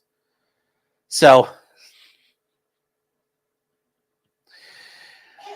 it's very interesting she does this, and they say that the legislator can impose greater restrictions or other qualifications than what's prescribed in the Constitution. And remember, we go up here, and it says, your Constitution in Minnesota says all you have to do is be learned in the law. That's all a judge has to be. Well, they're going to say, well, actually, no. And yes, while it's important that judges of all courts of record be persons learned in the law, we can't increase the qualifications. The point is, though, what does learned in the law mean? Well, her case doesn't describe that. And they're arguing, does it mean that she's duly admitted to practice? Well, they're going to get to that, and they explain. They had a different case they looked upon and determined whether a layman, somebody who's not an attorney, was learned in the law. Learned in the law means, in the sense of attorneys at law, and was so beyond the and here's the point that they're making in this case. This is so beyond question, and that the matter did not merit further discussion. Literally, they're citing the court saying, you'd have to be a fucking idiot we're like, there's no more, literally, we're done. That's it. There's nothing else. You're stupid for bringing this up. We're not going to discuss it further. So learn the law means an actively licensed attorney. So it's they found a different case, though, when they say learn in the law.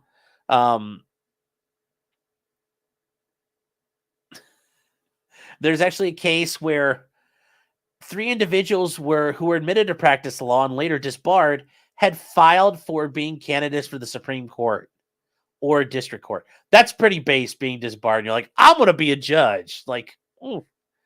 And the 4th guy had never been admitted to practice law in the state of Minnesota. So, anyways, they get to the point of learning the law means that you're an attorney at law. And to be an attorney at law, well, if you've never been admitted to practice in the state, you're not an attorney at law in that state. So I just thought it was very interesting that she has been basically suspended from the law and effectively disbarred at this point because she probably hasn't complied with what they wanted. And now she's dealing with this.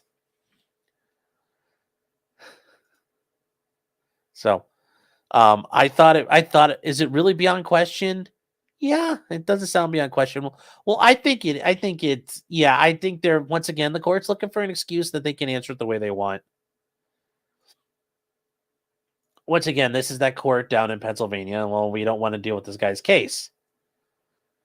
So they turn to the heart of the matter and says, whether a person is admitted to practice law and later disbarred, are you learned in the law? And the court answered this question after it looked at other cases. And it looked around and tried to analyze what happened. They says that it seems clear that a disbarred attorney is no more qualified to hold the office than any other layperson. By disbarment, you're reduced to the status of a layman. The term learned in the law clearly prevents a layman from filing or holding the office, and it must therefore follow a disbarred attorney is no better position to file for office or hold it if you're elected better than any other layman. And that's not an actually, because, we don't just let random yahoos do it. because they're not learning the law. And if your law license is taken away from you, well, there's questions of your character and fitness. Do you know what you're doing? Are you really learning the law? Do you understand it? I don't think that's a terrible stretch. Certainly, I think the fact you've been to law school might be enough to be counted as learned here. But remember, the court's not just going to let, unlicensed people start jumping on the bench with them. They're never going to let that happen. Even if you thought that was the right decision, the court would never allow it. So they also quoted to American Jurisprudence, which is a treatise that's a foundational thing when you're doing legal research. If you go to law school, you learn about it. It's very good. And they said a disbarred attorney can appear in only under circumstances entitling a layman to appear. That's correct. So if you're disbarred, you can represent yourself. That's it. You don't get any other rights. You can't show up on behalf of things or with other people. That's it. And they say a like rule applies during the period of suspension to one who's been suspended. Yes, if your license is suspended, you can't do anything either. But if you're suspended, you can come back. And they point out that when your bar license is suspended or disbarred, it's from practicing law, not just from appearing in court. So,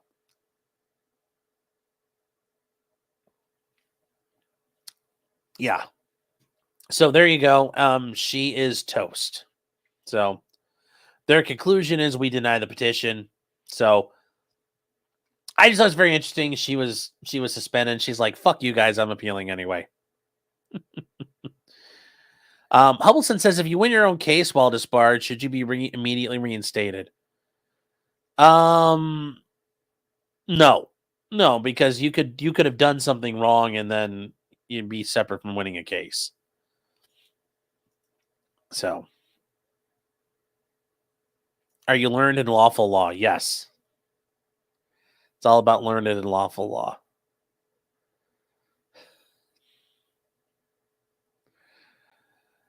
All right. And then, guys, one last thing, and this is, I guess, kind of a good story, something that we could end with on a more positive note. If you guys remember seeing this during Hurricane Milton as it was kind of getting ready to roar through, you guys remember probably seeing this doggo. There was the video of him. He was found along the side of the road, tied up to a fence, and the police found him alongside I-75. Well, the guy who did it has been arrested. And I saw this whole thing, and it was really sad because the dog was tied to a fence in the floodwaters. Like, he was tied to a fence down in a ditch. And the water was getting up to the dog's, stomach, but it's like, if it kept going, what was going to happen? It was really sad to see. I mean, yeah, it's okay, sure, pit bull and all that, but it's like, it's really sad, man. It is absolutely fucked up. And if you guys haven't seen it, we'll watch it quick here. Hold on. Here you go. If you guys have not seen this, I know it's vertical video, but you'll have to deal with it.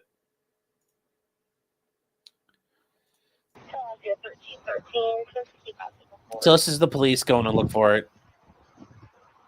And somebody had called it in. But it's okay, buddy. It's okay. It's okay. It's okay. It's okay. It's okay. It's okay. I don't blame you. I don't blame you. It's okay, buddy. It's okay. I don't blame him either. And I will say there are stories of, and I've heard of this before, like when hurricanes are coming, people in certain situations may like cut their livestock or like horses loose because keeping horses in a barn could kill them. But that way, like, you write your number on the horse and you put identifying info with them. People have done that before because they can survive on their own. They can take care of themselves. But just tying this dog to the fence and shit, that's fucked up, man. Beyond all means. Yeah, that dog is scared. That dog is real fucking mad too. I mean, it's one thing, like, if he would have, he tied it to a fence like 40 yards off the road down in a ditch. Yeah, and the water's rising. And that dog, the water's rising. I mean, it's Florida. That ditch could get real deep. And what's that dog going to do? It can't swim because it's tied up. It's 100% tied up there. The owner tied it to the fence. So the owner got caught. And the dog was abandoned, but he is being adopted. That's the good news. I don't like, they gave the dog the name Trooper, and it's like, yeah, why don't we call him something else? So, anyways, he was found by the police, and they're looking for the guy. They were looking for the guy. This happened at the beginning of October, and his original name was Jumbo, but has been renamed to the Trooper. I don't know about if that was a good idea, but anyway, the dog is about to be adopted. It's being taken care of, which is the good news. And yes, you don't just tie up a dog and leave him out there for a storm. It's unacceptable. And they did figure out the guy who did it. The guy's name's Aldama Garcia. And he got a $2,500 bond. And he said that he was driving to Georgia to escape the hurricane, but left his dog on the side of the road because he couldn't find anyone to take him.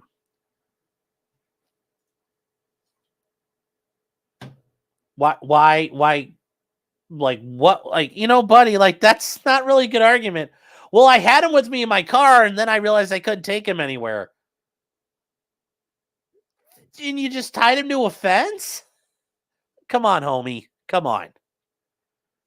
Come on. That's not going to work. It's not going to work. Okay, so it's a bull terrier. I'm sorry, guys. I'm sorry. But yes, why tie him up?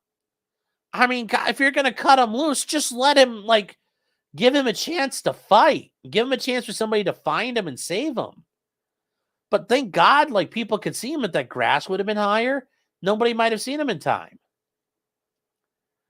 So, anyways, yes, he claims that he left him there. And eventually, the police got a tip from another driver. There was a dog there, and they found him. So 2 days later, he went to a local animal shelter to look for his dog. He could have gone there first. I mean, I'm just saying. Anyways, he brought pictures of proof of ownership, but the dog turned out to be a different shelter. And then he said he'd surrender ownership if the current foster will take good care and love the dog. And then he filled out paperwork to give up the dog. Which, okay, I mean, that's good on you. But once again... Nigga, is you taking notes on a criminal fucking conspiracy? What the fuck is you thinking, man? Yeah, you literally took notes on and wrote out, yes, I abandoned this dog. Please do better than I did. So yes, he's got charged with a felony. He can face up 5 years in prison for his actions. Yeah.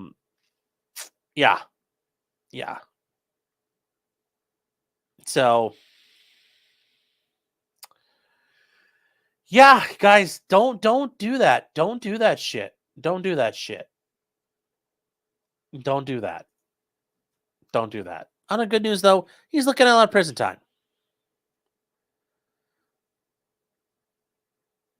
One of you guys were saying, yeah, Old Line Red said I'd sleep in my car with my dog if there's no place that would allow her. That's effed up. Yeah. There's so many places. There's so many places you can, and that's the thing, guys. There are, and yeah, Florida shelters are rescuing dogs. There's organizations out there, up in North Carolina dealing with it, and down in, like, when the hurricanes are coming through. Yeah, because you can't take your dogs to shelters. But there's always a place to turn, especially in days of, like, fucking cell phones. There are rescue organizations. There are no-kill shelters all over the place. There's somebody who will help you. If you're ever in a position where you can't do something, make a fucking phone call. People would happily help you out and help your doggos. So, yeah, it's absolutely horrible.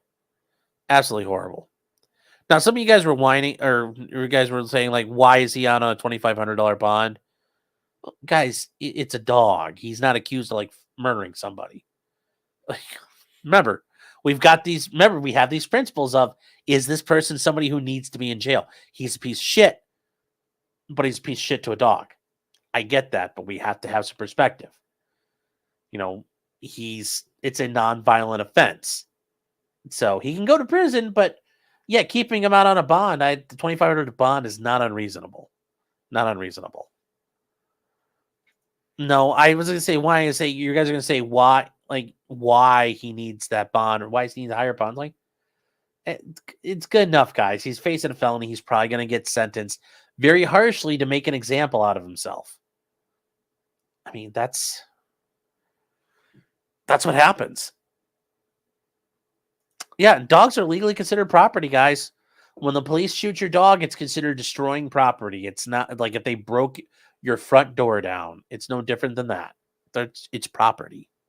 No different than this. It's a piece of property. It's a piece of property you love and you might be willing to die for, but it's still a piece of property.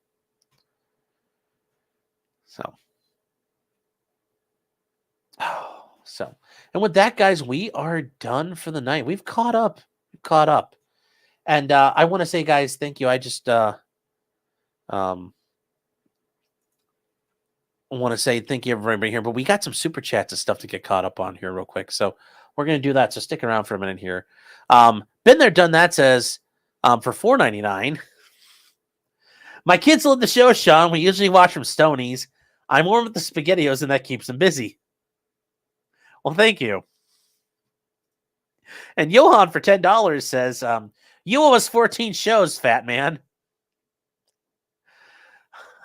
Hi, Sean 2.0, the doggos in chat. Well, I don't know. Clyde's still kind of doing his thing. So I'm not sure what he's up to. Benjamin Lewis has been a member for 9 months, saying NASCAR is planning next season without Michael Jordan and the other people suing him. Yes. That lawsuit is actually getting very interesting. There have been some other filings, so we might look at those as a separate show coming up. Job well done says Dragon Man is kind of a spurg. We're all kind of spurgs, really. When you think about it, we're all a little spurgy.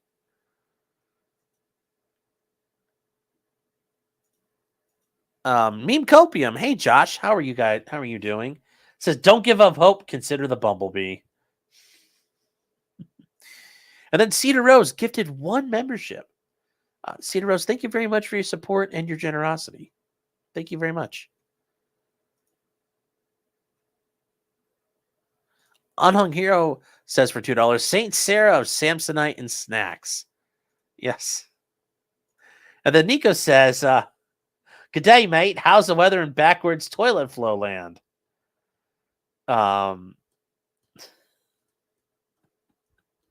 I don't know how you did that. That's pretty funny. Cedar Rose real quick says everything is relevant. Sean Martin 2024. Well, yes, that's exactly what I meant to say. Oh.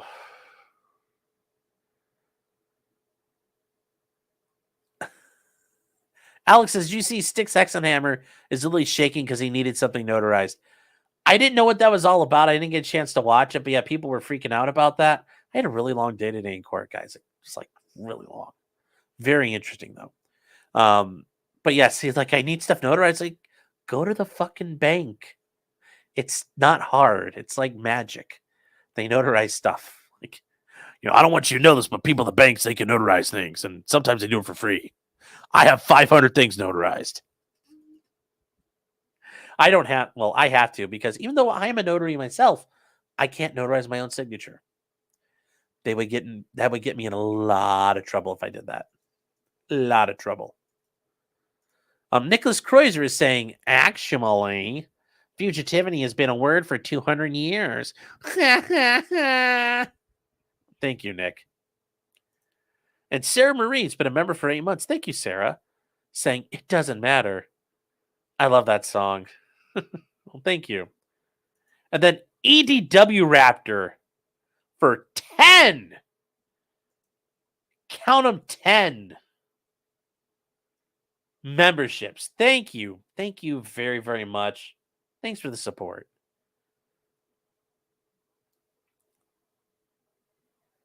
Yes, Big Chungus says, you're actually, it's working on the jury.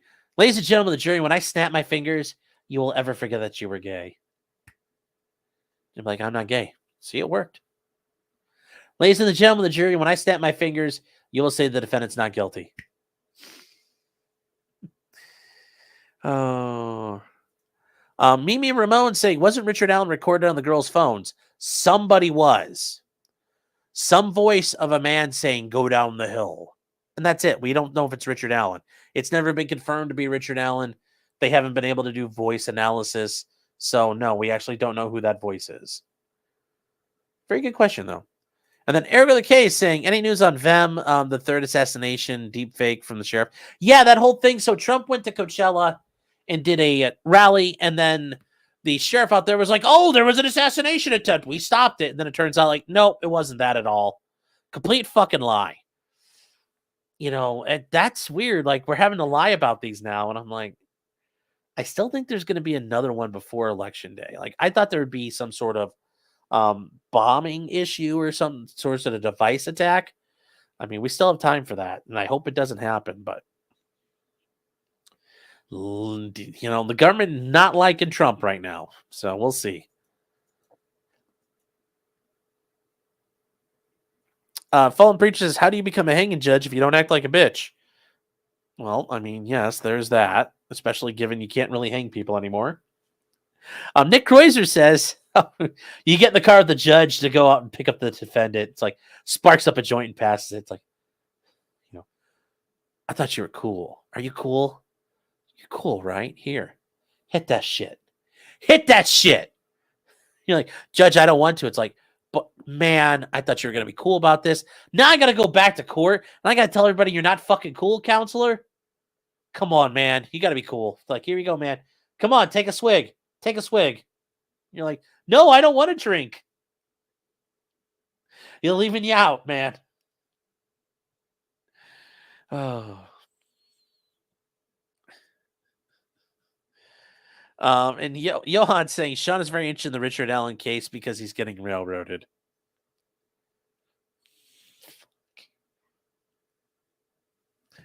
No. Joe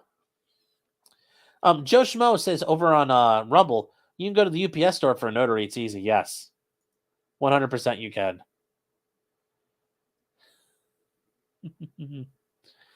And then where the heck? Well, you guys over in locals, a lot of things I can't show, but these are funny. Those are very yes. Augment my steel cable, my feathers with steel cables. You need a lot of steel cable, man. That's the other issue for those wings. That's a shame. Says, oh my god, oh my god, oh my god, oh my god. Look at the video Laura Loomer just posted. YouTube won't let me describe it. Oh god, is it gonna be like, what, does her nose fall off or something?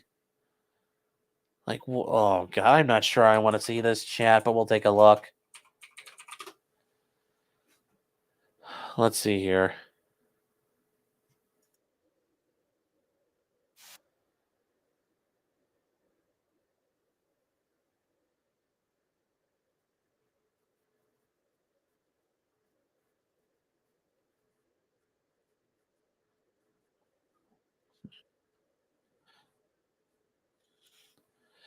Oh, I don't know. Is this the oh wow. Okay, yeah, this is interesting. So Trump attended a charity event and oh god, so Laura Loomer's here and this is here, I'll listen to this real quick. Brian Stelter, what did you make of this performance? Oh, no, don't ask me first. I thought he was funny. I thought he actually got a few great jokes in. I thought the best moment was we talked about the assassination attempts and made light of what he's experienced, because I think he's experiencing real trauma, real PTSD as a result of the shootings, but he's still able to have a light moment in this room. And he took advantage of the fact that Kamala Harris wasn't there. Which is I really was the disappointed subtext that he of this kept whole thing. exactly that she They're didn't usually attend. supposed to be in the same room. Brian Stelter. No, interesting. I mean, wow, yeah, Stelter did give Trump some credit there. That makes you a little sus. Makes you a little sussy, huh? Oh, you said no, sorry, the one of his speech. Oh, well, what the hell did she say? Oh gosh, I gotta go look through her Twitter timeline now. Oh, the Al Smith dinner thing. So where he was talking shit about Hillary before. Oh, this is funny. Chuck Schumer is here looking very glum. Oh, here we go. Okay, we'll try this then. We'll try this one. Every time I see Brian Stelter, I think of Mark Dice. Yes, I do too. I do too. So this must be it. Chuck Schumer is here looking very glum. Doesn't he look glum? He looks glum. But look on the bright side, Chuck, considering how woke your party has become. If Kamala loses, you still have a chance to become the first woman president.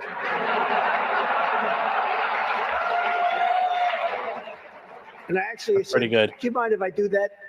He said, no, you got to do what you got to do. He's a pro. He's a professional. Chuck Schumer is here looking kind of funny. Oh, that was rough. That was rough.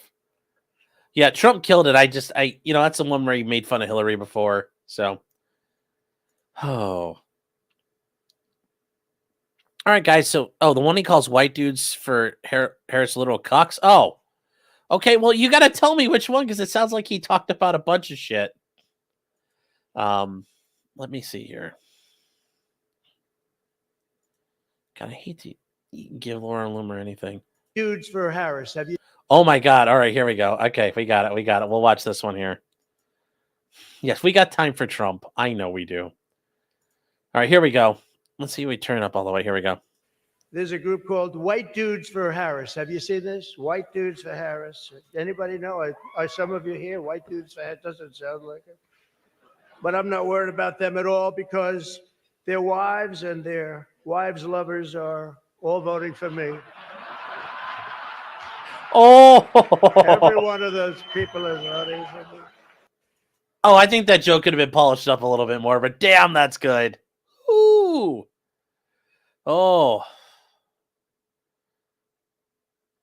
That is funny. That is a good one. Also, who's behind who the fuck are those people in the back? Oh, okay. Looks like Maria Bartiromo and other people there, but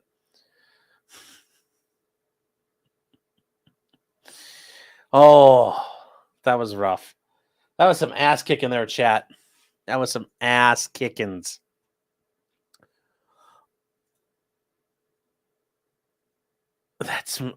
Is that Maria Bartiromo? I think so. Yeah. That's James says that's my president. Yes. Well, he did better than Kamala. I mean, Kamala wasn't even there, so it's like why? I don't know why she wouldn't have been there. It's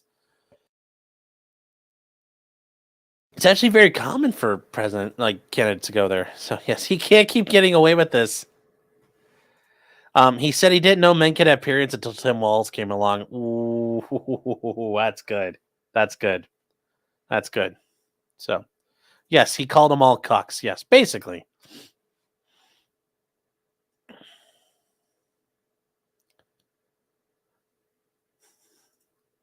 Yes, the base department's calling Mr. Trump. They want to know where to send all the burn cream and the dressings. All right. Okay, guys, so we are all caught up. We are all done for tonight. We got pretty good timing tonight. And yeah, I want to say thank you again to everybody being here, everybody over on Locals, everybody on Rumble. Thank you guys. Thank you guys for your Rumble rants over there, and thank you guys for commenting.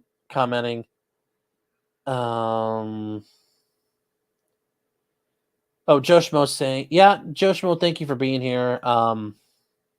The white dudes for Harris joke, yeah, we got it. We got her there. Scott Waite says Mickey Steins. So there is an update with Mickey Steins apparently, and some information's come out and Mickey Steins is sheriff in Kentucky. And he's accused of murdering the judge, and by accused, I mean we watched him on camera, walk up and went glock, glock, glock, right to the judge, and then when the judge fell down, he looked underneath the table and went glock, glock, glock. So what's happened there? There's just a quick update on that. It sounds like his daughter's information was not on the cell phone of the judge.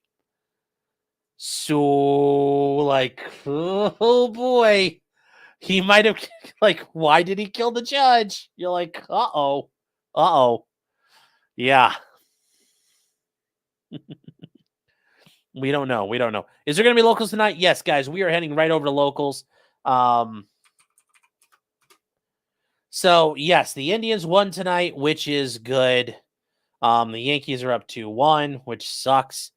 The Browns have told everybody they are going to move out of Cleveland into one of the suburbs to build their new stadium.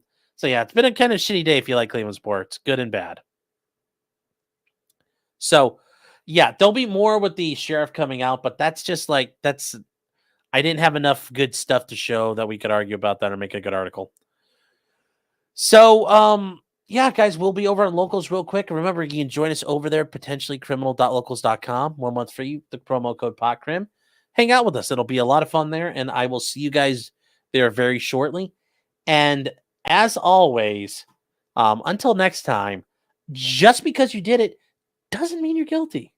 Yes, you, all of you out there, even Richard Allen. If you're Sarah Boone, though, yeah, I'm not so sure about that one. If you're that judge in Wisconsin, yeah, I don't know about that. If you're that guy in Baltimore beating on people, yeah, you're kind of toast too. And then sadly, that guy in Pennsylvania, because you ran away, you are automatically guilty, which, once again, I don't agree with that one. But you guys, you out there, doesn't mean you're guilty. You. That's what matters most. You.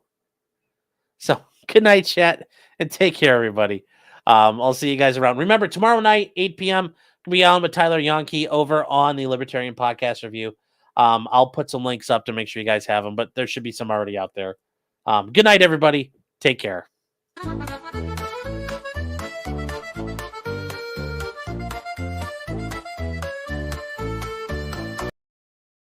Oh, real quick, guys, if you're new, thank you for being here tonight. Please like and subscribe. I would appreciate it. And then I'll see you guys over in locals. Weapons, blacksmithing, and models of planes, esoteric works, and even some trains. Much merriment had while drinking White Claws, tips on hunting, and even talking the law.